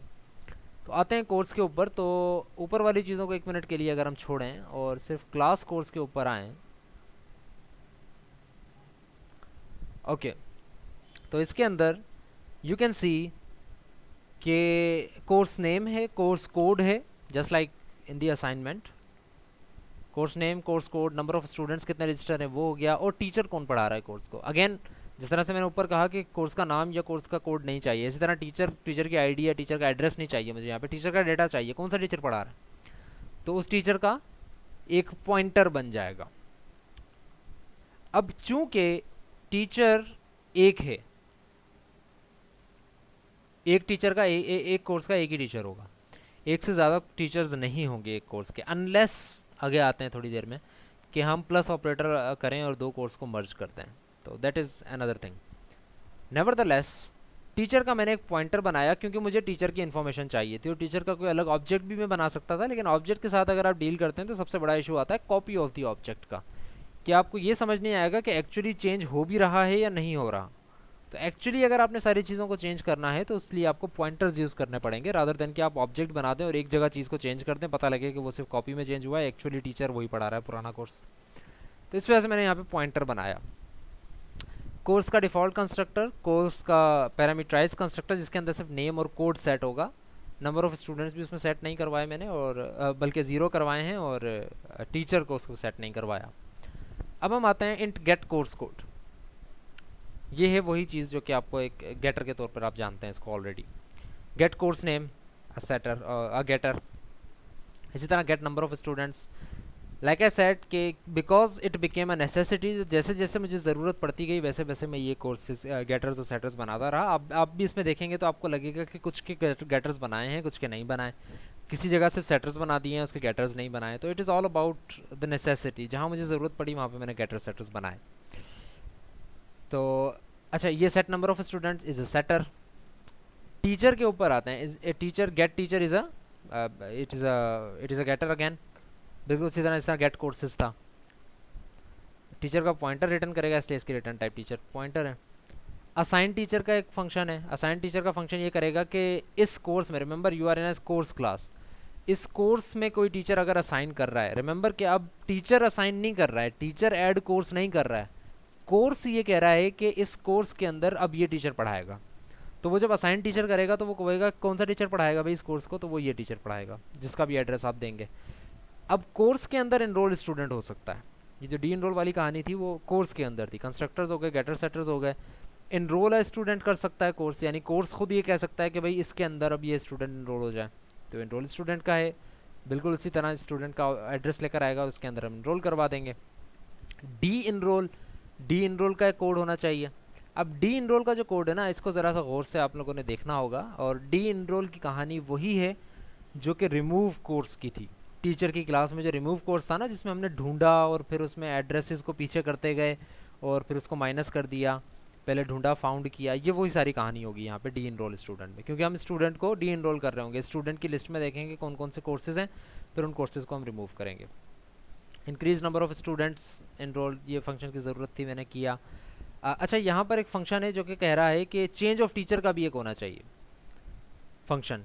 तो चेंज ऑफ टीचर का फंक्शन यही है, कहाँ गया, असाइन टीचर, इसका नाम मैंने असाइन टीचर कर दिया। चेंज ऑफ टीचर भी आप कर सकते हैं, तो काम वही कर रहा होगा, टीचर को चेंज कर रहा होगा। पहले कोई टीचर नहीं था, अब ये टीचर हो जाए, अगर कोई टीचर था तो वो इससे रिप्लेस हो जाए, that is the same thing. और इसके बाद मैंने कहा था प्लस ऑपरेटर एक काम करेगा, और प्लस ऑपरेटर ये काम करेगा कि अगर मैं दो कोर्सेज को ऐड करता हूँ, एक कोर्स का नाम ये है, दूसरे का ये है, तो जो रिजल्टेंट आएगा उसका नाम ये होना चाहिए, उसका आईडी होनी चाहिए, उसमें नंबर ऑफ़ स्टूडेंट्स भी ऐड हो जाने चाहिए। Remember number of students, student को हमने एनरोल नहीं करना, और जो टीचर है उनका नाम भी ऐड हो जाना चाहिए कि दोनों टीचर्स पढ़ा रहे हैं। ओके ये चीज़ मैंने एडिशनल कही थी कि in addition all students registered in these different courses should be then enrolled in resultant course with the invoking of this operator. ये चीज़ एक एडिशनल मैंने कही थी कि अगर एक स्टूडेंट फॉर एग्जांपल अहमद नाम का स्टूडेंट इस कोर्स में एनरोल्ड है और आप कोर्स 1 प्लस कोर्स 2 कर देते हो, तो अहमद नाम का स्टूडेंट अब अकाउंटिंग एंड फाइनेंस में भी इनरोल हो जाना चाहिए। ये बात थी एक्चुअली, और इसके बाद सारी वही चीज़ें थी जो कि हमने एलॉबरेट करके बताना चाहिए, बाकी सारी चीज़ें आपको क्लियर थी। अब आते हैं course.cpp के ऊपर। डोंट वरी, मैं वो सारी चीज़ें भी समझाऊंगा जो कि मैं छोड़कर आया हूँ पीछे, एक दो चीज़ें हैं। ओके मुजफ्फर हुसैन पूछ रहे हैं कि if more than one student is enrolled in a course then teacher information for student can be necessary. Teacher information is not necessary in student. Remember student का कोई गर्ज नहीं है टीचर से, कोर्स और टीचर का रिलेशनशिप है। Student को तो एक से ज़्यादा कोर्सेज भी टीचर्स भी पढ़ा सकते हैं ना, तो स्टूडेंट के अंदर हमने टीचर का ऑब्जेक्ट बनाया ही नहीं है। स्टूडेंट के अंदर टीचर की इन्फॉर्मेशन नहीं है, टीचर की इन्फॉर्मेशन कोर्स के पास होगी, स्टूडेंट के पास कोर्स की इन्फॉर्मेशन होगी। काजिम मुइन पूछ रहे हैं कि डी इनरोल के में अगर कुछ लिमिटेशंस करके हम सिंप्लीफाई कर सकते हैं कोड को, तो कर सकते हैं, दैट्स अप टू यू। अगर काम पूरा हो रहा है तो दैट्स ओके, कोई इशू नहीं है। सो चलें जी। अच्छा जी ये ज़रा देखें, कोर्स के अंदर मैंने एक काम किया। अच्छा दो चीज़ें इस असाइनमेंट के अंदर, दो चीज़ें ऐसी हैं जो कि नहीं हैं, जो कि हमने एक्सप्लिसिटली नहीं पढ़ी। एक्सप्लिसिटली मैं इसलिए कह रहा हूँ क्योंकि हमने पढ़ी हैं कहीं ना कहीं, लेकिन अलग से मैंने इसको एज अ टॉपिक करके आपको समझाया नहीं कि ये ऐसे होगा। प्रॉब्लम्स आई हमारे सामने, शायद सोल्यूशन भी उसका डिस्कस हुआ हो, लेकिन प्रॉब्लम्स आई थी तो आपके जहन में वो आ जाना चाहिए था कि इसका सोल्यूशन क्या है। तो एक बात मैं आप लोगों को बताता चलूँ इन चीज़ों को समझाने से पहले, जो कि मैंने पिछली असाइनमेंट में भी यही बात की थी। आई डोंट नो अब की असाइनमेंट में आपके जहन में शायद ये था या नहीं था, नहीं होना चाहिए वैसे तो। वो ये कि असाइनमेंट्स का मकसद ये नहीं होता कि जो चीज़ें आपको पढ़ा दी गई हैं बिल्कुल उसी चीज़ों के ऊपर असाइनमेंट है और वैसी की वैसी असाइनमेंट हो जाएगी। असाइनमेंट में आपको एक दो चीज़ें ऐसी छोड़ी जाती हैं जो कि आप खुद सोचें कि यार ये चीज़ मैं कैसे कर सकता हूँ, और उसका सोल्यूशन करके खुद असाइनमेंट को सबमिट करवाएं।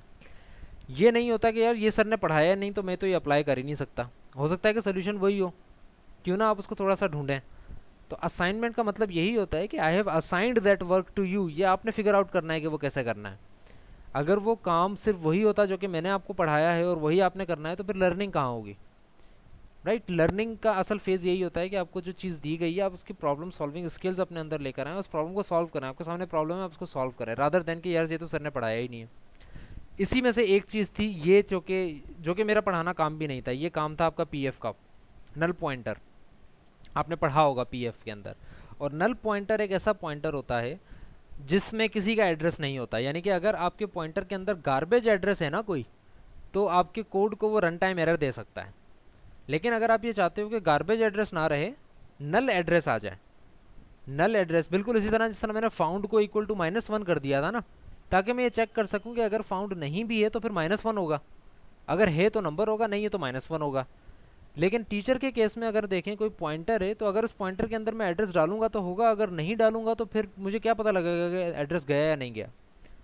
इसलिए मैंने एक नल पॉइंटर उसमें डाल दिया ताकि मैं चेक कर सकूं कि अगर इसमें एड्रेस होगा तो वो बता देगा, अगर नहीं होगा तो वो नल पॉइंटर होगा, राइट। तो दोनों चीज़ों को मैं वो करने के लिए मैंने ये कह दिया कि टीचर के अगर जब तक टीचर असाइन नहीं होता है, course can exist without a teacher, तो जब तक टीचर असाइन नहीं होता है और मैं अगर फॉर एग्जांपल टीचर का डाटा प्रिंट करवाना चाहता हूँ कोर्स के अंदर, तो मैं कह दूंगा कि भाई टीचर का नेम प्रिंट हो जाए, लेकिन उस टीचर के अंदर कोई एड्रेस ही नहीं होगा। तो इस वजह से मैं ये चाह रहा हूँ कि भाई एड्रेस अगर नहीं है तो नल पॉइंटर डाल दिया जाए ताकि वो कोड फंसे ना वहाँ पर, राइट।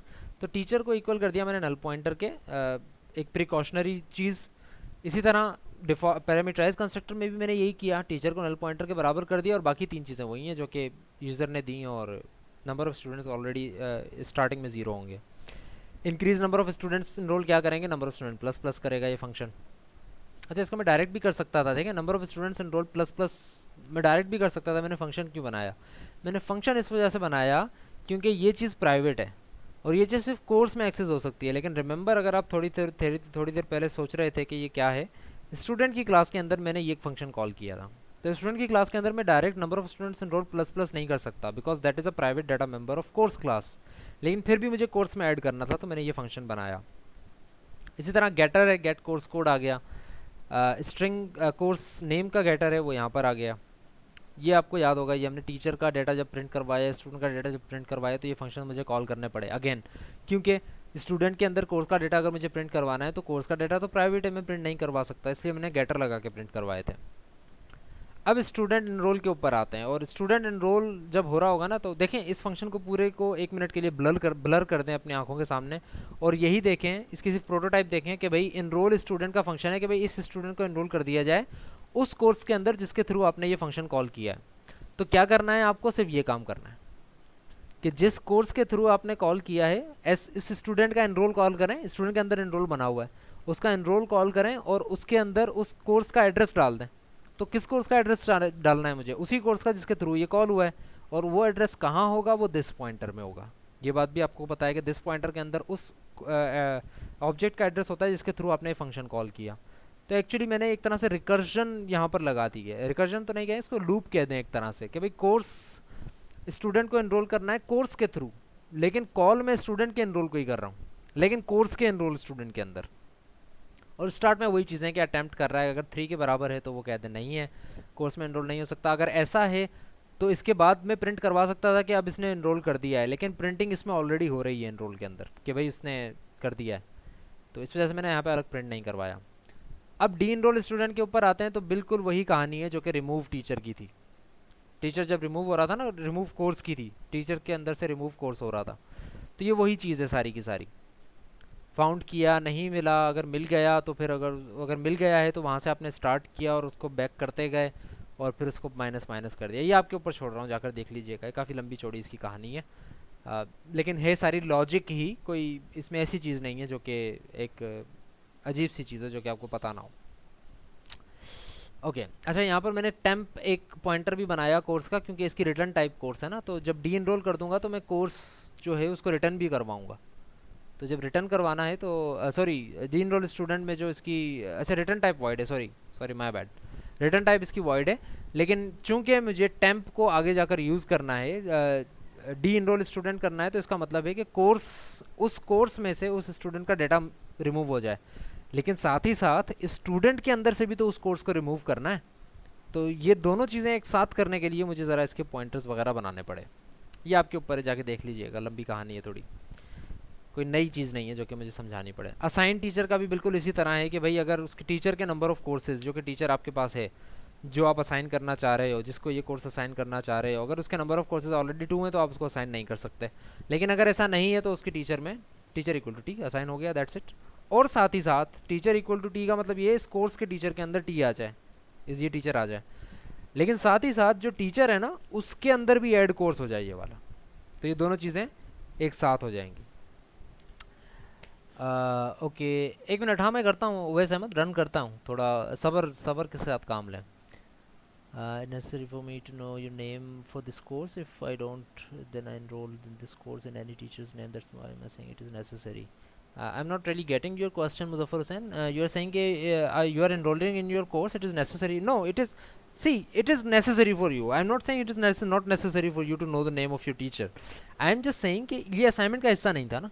मैंने असाइनमेंट में ये थोड़ी कहा था कि स्टूडेंट के अंदर टीचर का डेटा भी आना चाहिए। आना चाहिए, क्यों नहीं आना चाहिए, लेकिन असाइनमेंट के अंदर ये चीज़ नहीं थी तो मैंने नहीं डाली। अच्छा, असाइन टीचर हो गया, ये मैंने बता दिया आपको कि भाई टीचर इक्वल टू टी कर देंगे। इसी तरह ये गेटर्स हैं और ये सारे सेटर्स हैं। इस फंक्शन के ऊपर आते हैं, ऑपरेटर ओवरलोड जो हो रहा है। अच्छा, इस ऑपरेटर ओवरलोड के अंदर देखें 3 चीज़ें होती हैं। रिजल्टेंट क्या होगा, वो ये रिटर्न टाइप है कोर्स, यानी कि कोर्स ही रिटर्न होगा इससे, क्योंकि दोनों चीज़ें ऐड होकर एक नया कोर्स बनेगा, वही कोर्स रिटर्न होगा। जिसके थ्रू आप कॉल करोगे उसकी चीज़ें आप दिस के थ्रू कॉल कर रहे होगे, जिसके थ्रू आपने ये प्लस किया, यानी कि अगर आपने कहा a equal to B plus C, तो b का एड्रेस इसमें आ जाएगा, ठीक है, और c का एड्रेस इसमें आएगा, पूरा पॉइंटर सॉरी ऑब्जेक्ट कॉपी हो जाएगा, वो नहीं आएगा, एड्रेस नहीं आएगा, क्योंकि यहाँ पर मुझे उसके ऑब्जेक्ट में चेंजिंग नहीं करनी, सिर्फ उसका डेटा चाहिए, ऐड करना है। ओके, काजी मुबिन पूछ रहे हैं कि डी एनरोल की कोई और लॉजिक है, हो सकती है, मेरे जहन में ये आई, मैंने ये वाली कर दी, दूसरी मेरे जहन में कोई आई नहीं, हो सकती है दूसरी लॉजिक भी। ओके, सो इसमें हुआ ये कि मैंने नेम बनाया, स्ट्रिंग एक नया नेम दिया, ये सारी चीज़ें मैं सेट करूँगा उस कोर्स में जो कि रिटर्न करवाना है मुझे। लेकिन पहले मैं सिर्फ स्ट्रिंग सेट कर रहा हूँ। स्ट्रिंग टेम्प नेम किसके बराबर होना चाहिए, ये name plus and plus this, जिस तरह से मैंने कहा था कि भाई ये हो जाना चाहिए नाम, सॉरी, कि भाई ये एंड दिस, ये एंड दिस। इसी तरह यहाँ पर भी दिस एंड दिस को ऐड करके मैंने इसमें नई स्ट्रिंग बना दी, एक नया कोड बनाया, जिसमें ये आपको याद होगा मैंने कहा था कि 104 और 105 है तो 1045 हो जाएगा, तो इसका आखिरी उठा के इसके अंदर ऐड किया है मैंने, तो उसके लिए ये सारी चीज़ की है, ये स्टेटमेंट। इसी तरह नंबर ऑफ स्टूडेंट्स एनरोल कितने हो जाएंगे, जितने इसके हैं प्लस जितने इसके हैं, दोनों की एडिशन इस नए में आ जाएगी। टेम्प टीचर क्या होगा भाई, इस टीचर का नाम प्लस एंड प्लस इस टीचर का नाम। और एक नया टीचर का पॉइंटर मैंने बनाया है, नया एक डायनामिक ऑब्जेक्ट बनाया है, लेकिन पॉइंटर के थ्रू बनाया है, और उसमें मैंने टेम्प टीचर, एक नया टीचर मैंने बनाया है कोई। अच्छा, अब यहाँ पर ये चीज़ इम्पोर्टेंट नहीं थी, लेकिन इसी वजह से मैंने भी थोड़ा सा ऐसे ही इसको गुजार दिया, वो ये कि टेम्प टीचर, टीचर का नाम मैंने आपको यहाँ पे बता दिया था कि ये होना चाहिए दिस प्लस एंड दिस, लेकिन टीचर की आईडी में क्या फ़र्क पड़ेगा, टीचर के कोर्सेज में क्या फ़र्क पड़ेगा, वो मैंने आपको बताया नहीं था। इस वजह से मैंने यहाँ पर डायरेक्ट ही ये कर दिया कि भाई कोई कोई ऐसी डमी वैल्यू डाल दी मैंने कि लाजमी नहीं है उन्हीं की डेट ऑफ बर्थ है। लाजमी बात है कि अगर mister Akram and miss Ayesha पढ़ा रही हैं एक कोर्स, दोनों मिलकर पढ़ा रहे हैं, तो उनकी date of birth obviously same तो नहीं होगी, लेकिन ऑब्जेक्ट मुझे एक ही बनाना है, तो इस वजह से थोड़ी लिमिटेशंस थी, इस वजह से मैंने डमी वैल्यूज़ डाल दी यहाँ पे। ओके, इसी तरह अब मैंने नया एक कोर्स बनाया, जो नया कोर्स बनाया उसके अंदर नाम क्या आ गया, टेम्प नेम, जो कि नया आपने बनाया, कोड क्या आ गया, जो कि नया कोड बनाया, उसके सेट नंबर ऑफ स्टूडेंट्स क्या हो जाएंगे, जो कि नए नंबर ऑफ स्टूडेंट्स आपने बनाए, उसका टीचर क्या हो जाएगा, जो कि नया टीचर आपने बनाया, और जो नया ऑब्जेक्ट बना उसको आप रिटर्न कर देंगे। ये आपका हो गया प्लस ऑपरेटर। प्रिंट कोर्स में भी वही सारी कहानी आप देखें, यहाँ पर वही चीज़ मैंने यूज़ की कि भाई अगर टीचर का पॉइंटर नल है ना, तो फिर ये चीज़ प्रिंट करने की ज़रूरत नहीं, ये फंक्शन कॉल नहीं करना, वरना फंस जाओगे। लेकिन अगर नल पॉइंटर नहीं है तो उस सिचुएशन के अंदर आप इसको कॉल करें और टीचर का डेटा भी प्रिंट होगा। अब आते हैं मेन के ऊपर, हमारे पास सिर्फ 10 मिनट रह गए हैं, रन करते हैं, और इसमें जो आपको इश्यूज़ हैं वो भी ज़रा पूछ लें मुझसे। आई एम सॉरी, माउस थोड़ा सा नहीं चल पा रहा सही।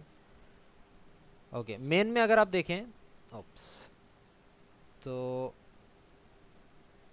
ये हो रहा है मेन में। देखिए मैंने कुछ कोर्सेज बनाए पहले, कोर्स दिस कोर्स, इसका ये कोड है और ये चीज़ें हैं, ये सारे कोर्स मैंने 10-12 कोर्स बना दिए, anthropology, biology, computer programming, something something.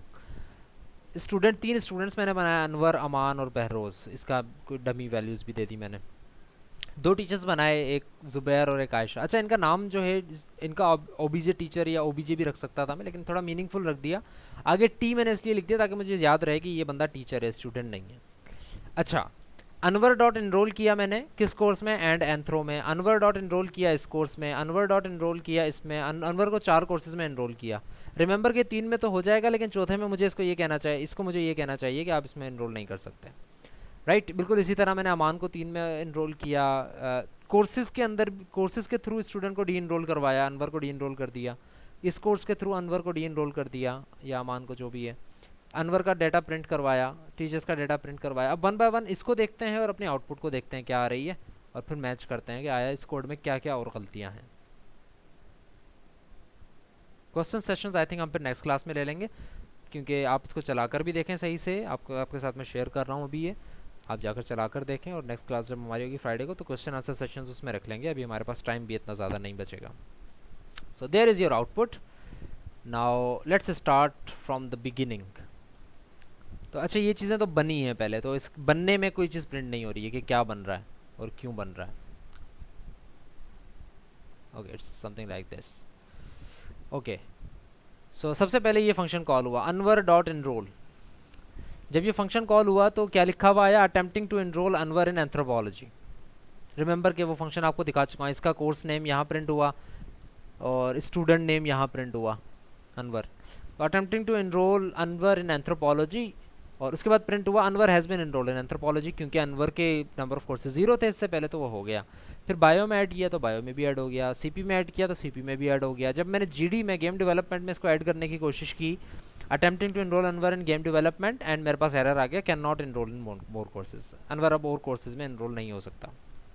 Okay, अमान के ऊपर आते हैं। अमान इनरोल करता है इकोनॉमिक्स में, Aman has been enrolled in economics. Attempting to enrol Aman in game development, Aman enrol हो गया। अमान एंथ्रोपोलॉजी में इनरोल होना चाहता है, हो गया। और फिर हमने ये कहा कोर्स के थ्रू। अब रिमेंबर कि अब हम कोर्स के थ्रू आ गए, सारे फंक्शन में एक एक दफ़ा चलाकर आप लोगों को दिखाना चाहे थे। तो कोर्स के थ्रू सीपी का कोर्स ये कह रहा है कि डी इनरोल हो जाए स्टूडेंट, ये वाला। तो भाई अटेम्प्टिंग टू इनरोल, सॉरी कहाँ पे थे हम, हाँ, attempting to de enroll Anwar from computer programming according to this Anwar has been de enroll from computer programming.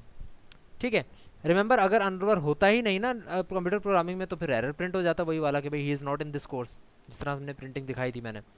अब जीडी में इनरोल स्टूडेंट करते हैं अनवर को, अब इनरोल कर रहा है, देखें कोर्स के थ्रू इनरोल हो रहा है। तो attempting to enroll Anwar in game development, Anwar has been enrolled in game development. Anwar कितने में था इनरोल्ड, वैसे 2 में था, एंथ्रो में, बायो में। सीपी में हो गया था, फिर जीडी में हमने करने की कोशिश की थी, नहीं हुआ था, और फिर हमने अनवर को डी इनरोल कर दिया सीपी में से, यानी कि अब उसके पास सिर्फ एंथ्रो और बायो रहे, जीडी में हो ही नहीं पाया था, और सीपी इसने रिमूव कर दिया कोर्स ने, right. So attempted to enroll Anwar game development में भी इनरोल हो सकता है, क्योंकि अनवर के सिर्फ 2 कोर्सेज थे। तो यहाँ तक की कहानी हो गई। अब अगली कहानी पे आते हैं, वो ये है कि अब अनवर का डेटा प्रिंट हो रहा है। अनवर के डेटा को एक दफ़ा देख लें, फिर आगे चलते हैं। अनवर का डेटा अब होना क्या चाहिए, अकॉर्डिंगली हमारे पास जो कोर्सेज हैं अनवर के, वो क्या क्या होने चाहिए। अनवर के पास एंथ्रो होनी चाहिए, बायो होनी चाहिए, सीपी नहीं होनी चाहिए क्योंकि उसमें डी इनरोल हो चुका है वो, और जीडी में हो ही नहीं पाया था, तो सिर्फ एंथ्रो, बायो और जीडी होना चाहिए। जीडी में अब यहाँ पे कोर्स ने इनरोल किया अनवर को। तो अनवर का डेटा अगर हम देखें, तो अनवर का डेटा कुछ इस तरह है कि स्टूडेंट्स डेटा स्टार्ट होता है, स्टूडेंट की आईडी प्रिंट होती है। रिमेंबर कि फिर मैंने पर्सन का प्रिंट डेटा कॉल किया था, पर्सन का डेटा प्रिंट हो गया, स्टूडेंट के पर्सन का ईमेल एड्रेस वगैरह। अनवर के कोर्सेज आ गए एंथ्रोपोलॉजी, बायोलॉजी और गेम डेवलपमेंट कोर्स कोड के साथ, डन। अब आते हैं टीचर के ऊपर। तो टीचर ने कोर्स ने असाइन किया, टीचर असाइन टीचर, कोर्स ने कहा कि जीडी अब जुबैर टी पढ़ाएगा। तो attempting to assign Zubair the course of game development, Zubair now teaches game development, that is okay. फिर असाइन टीचर आयशा टी को कर दिया सीपी में, attempting to assign Ayesha to the course of computer programming, Ayesha now teaches computer programming. अब course का data मैं print कर रहा हूँ। अच्छा, ये अब देखें, इसके बाद मैंने किया एडिशन, एक नया कोर्स बनाया जीडीसीपी, उसको मैंने बराबर कर दिया जीडी प्लस सीपी के। ये वो ऑपरेटर ओवरलोड जो हुआ था, ये उसकी कहानी है, जीडी प्लस सीपी। यानी कि जीडी प्लस सीपी का जो कोर्स टीचर होगा वो कौन होगा, जुबैर एंड आयशा, और जो नया कोर्स का नाम होगा वो क्या होगा, जीडी एंड सीपी। इसी तरह उसकी जो आईडी होगी वो क्या होगी, अगर 105 और 107 थी तो 1057 हो जाएगी। अब जीडी का मैं प्रिंट कोर्स अगर कर रहा हूँ, सिर्फ गेम डेवलपमेंट का, रिमेंबर सिर्फ गेम डेवलपमेंट का मैं कोर्स प्रिंट कर रहा हूँ। तो गेम डेवलपमेंट की कहानी कुछ इस तरह, उसका कोर्स कोड ये है, उसका कोर्स नेम ये है, उसमें स्टूडेंट 2 इनरोल हैं। कौन से 2 स्टूडेंट इनरोल हैं, अमान और अनवर दोनों इनरोल हैं। अगर आप ऊपर जाकर देखेंगे तो आप देखेंगे कि अमान भी इनरोल हुआ था, उसके बाद डी इनरोल नहीं हुआ।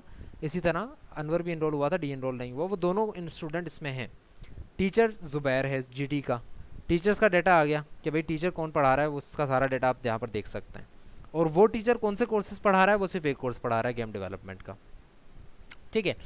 अब कोर्सेज के डेटा के ऊपर आते हैं। कंप्यूटर प्रोग्रामिंग का अगर मैं देखता हूँ, कोर्स का डेटा प्रिंट करता हूँ, ये जुबैर टी का प्रिंट डेटा मैंने प्रिंट किया। अब cp डॉट प्रिंट कोर्स अगर मैं करता हूँ, तो कोर्स का डेटा आ गया, अभी कंप्यूटर प्रोग्रामिंग का ये कोर्स है, उसमें कौन पढ़ रहे हैं, कितने स्टूडेंट पढ़ रहे हैं, 0। एक इनरोल हुआ था लेकिन फिर वो डी इनरोल हो गया, इसलिए अब इसकी चीज़ 0 है। इसकी टीचर है आयशा। अब एक काम करते हैं, इसको प्रिंट कोर्स करके देखते हैं ना, जो कि हमने एडिशन की थी, इसको भी ऐड करके देख लेते हैं ज़रा कि भाई इससे हुआ क्या, एक्चुअली एडिशन में क्या क्या फ़ायदा हुआ हमें। तो let's try to run it again. No, run it. बस लास्ट में हम देख लेते हैं क्या था। जीडीसीपी का हम डेटा देखना चाह रहे हैं, तो ये आ गया आपके पास जीडीसीपी का डेटा, कोर्सेज डेटा आखिरी देखें तो 1073 हो गया, क्योंकि जीडी का था 107 और गेम कंप्यूटर प्रोग्रामिंग का था 103। ऊपर आप देख सकते हैं 107 है गेम डेवलपमेंट का, 103 है इसका, तो जो रिजल्टेंट होगा वो होगा 173। कोर्स नेम हो जाएगा game development and computer programming. Students enroll 2 हो जाएंगे। रिमेंबर कंप्यूटर प्रोग्रामिंग में कोई इनरोल नहीं है, लेकिन गेम डेवलपमेंट में 2 स्टूडेंट्स इनरोल्ड हैं। ये देखें, गेम डेवलपमेंट में 2 स्टूडेंट्स इनरोल्ड हैं, तो रिजल्टेंट में कितने आ गए, 2 स्टूडेंट्स इनरोल हो गए। और टीचर कौन कौन से हैं, जुबैर एंड आयशा। हम अगर चाहें तो इस टीचर के पूरा डेटा भी प्रिंट करवा सकते हैं, लेकिन हमने सिर्फ टीचर का नेम प्रिंट करवा दिया। तो इस तरह से आपकी ये असाइनमेंट कंप्लीट होती है। इसमें एक चीज़ चले मैं नहीं बताता आप लोगों को, आप जाकर इसका सोल्यूशन खुद ही देखिएगा, रन कीजिएगा, क्या क्या इश्यूज़ आपके सामने आते हैं, नेक्स्ट क्लास में डिस्कस करेंगे। And again I am repeating this thing, क्योंकि इसमें हमने काफ़ी चीज़ें अभी भी देखी कि मैंने कुछ मिस कर दी हैं, कुछ एडिशनल डाल दी हैं। It is not a standard solution, it is my solution, it can have its pros and cons, और आपने हो सकता है कि इसको किसी और तरीके से सॉल्व किया हो, राइट। सो क्लास को हम यहीं पर फिनिश करते हैं। आप अगर 1 मिनट के लिए क्लास में ही रहें, और तो मैं आपके सामने ही ये कोड जो है रख देता हूँ, बाद में शायद याद ना रहे मुझे। सो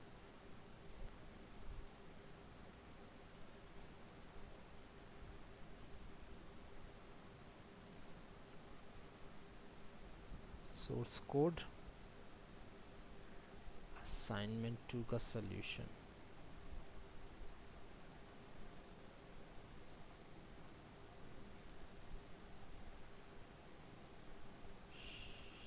आई थिंक किसी फोल्डर में जा रहा है। असाइनमेंट मार्क्स अपलोड हो जाएंगे, अभी मैंने चेक नहीं किए हैं कम्प्लीटली, तो आई कैंट से कि कब होंगे, but just bear with me, हो जाएंगे अपलोड।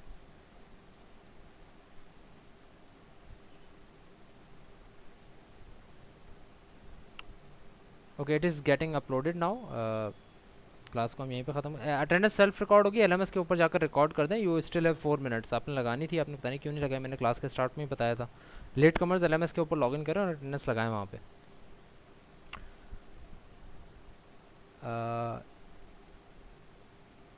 स्क्रीनशॉट मुझे भेज चुके हैं, खाजी मूविन मुझे भेज चुके हैं स्क्रीनशॉट। ओके, एक दफ़ा वेरीफाई कर लूँ कि आपके पास, आई थिंक आप ज़रा चेक करके मुझे बता दें, ड्राइव को अपने पास रिफ़्रेश करें, आई थिंक आपके पास आ जाना चाहिए असाइनमेंट 2 का सोल्यूशन।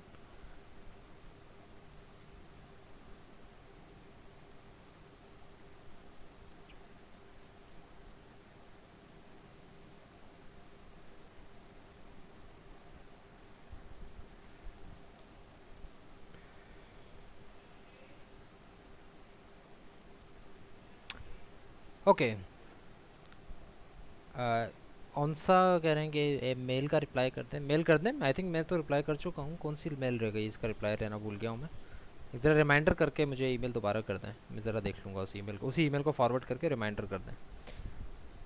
ठीक है जी class, thank you very much. Next class में इंशाल्लाह मिलते हैं, एंड आई एम होपिंग के बहुत अच्छे अच्छे क्वेश्चंस फायर होंगे मेरी तरफ असाइनमेंट सोल्यूशन से रिलेटेड, और इस तरह की चीज़ों से। एक चीज़ और रह गई असाइनमेंट के सोल्यूशन में समझाना, अब टाइम नहीं है वो मैं समझाऊँ। That is called forward declaration, forward inclusion कह रहे हैं, कुछ इस तरह की चीज़ है, वो फिर मैं नेक्स्ट क्लास में बता दूंगा, और फिर क्वेश्चन आंसर्स भी, क्यूए सेशंस भी हम उसी क्लास में रख लेंगे। Thank you very much, see you in next class.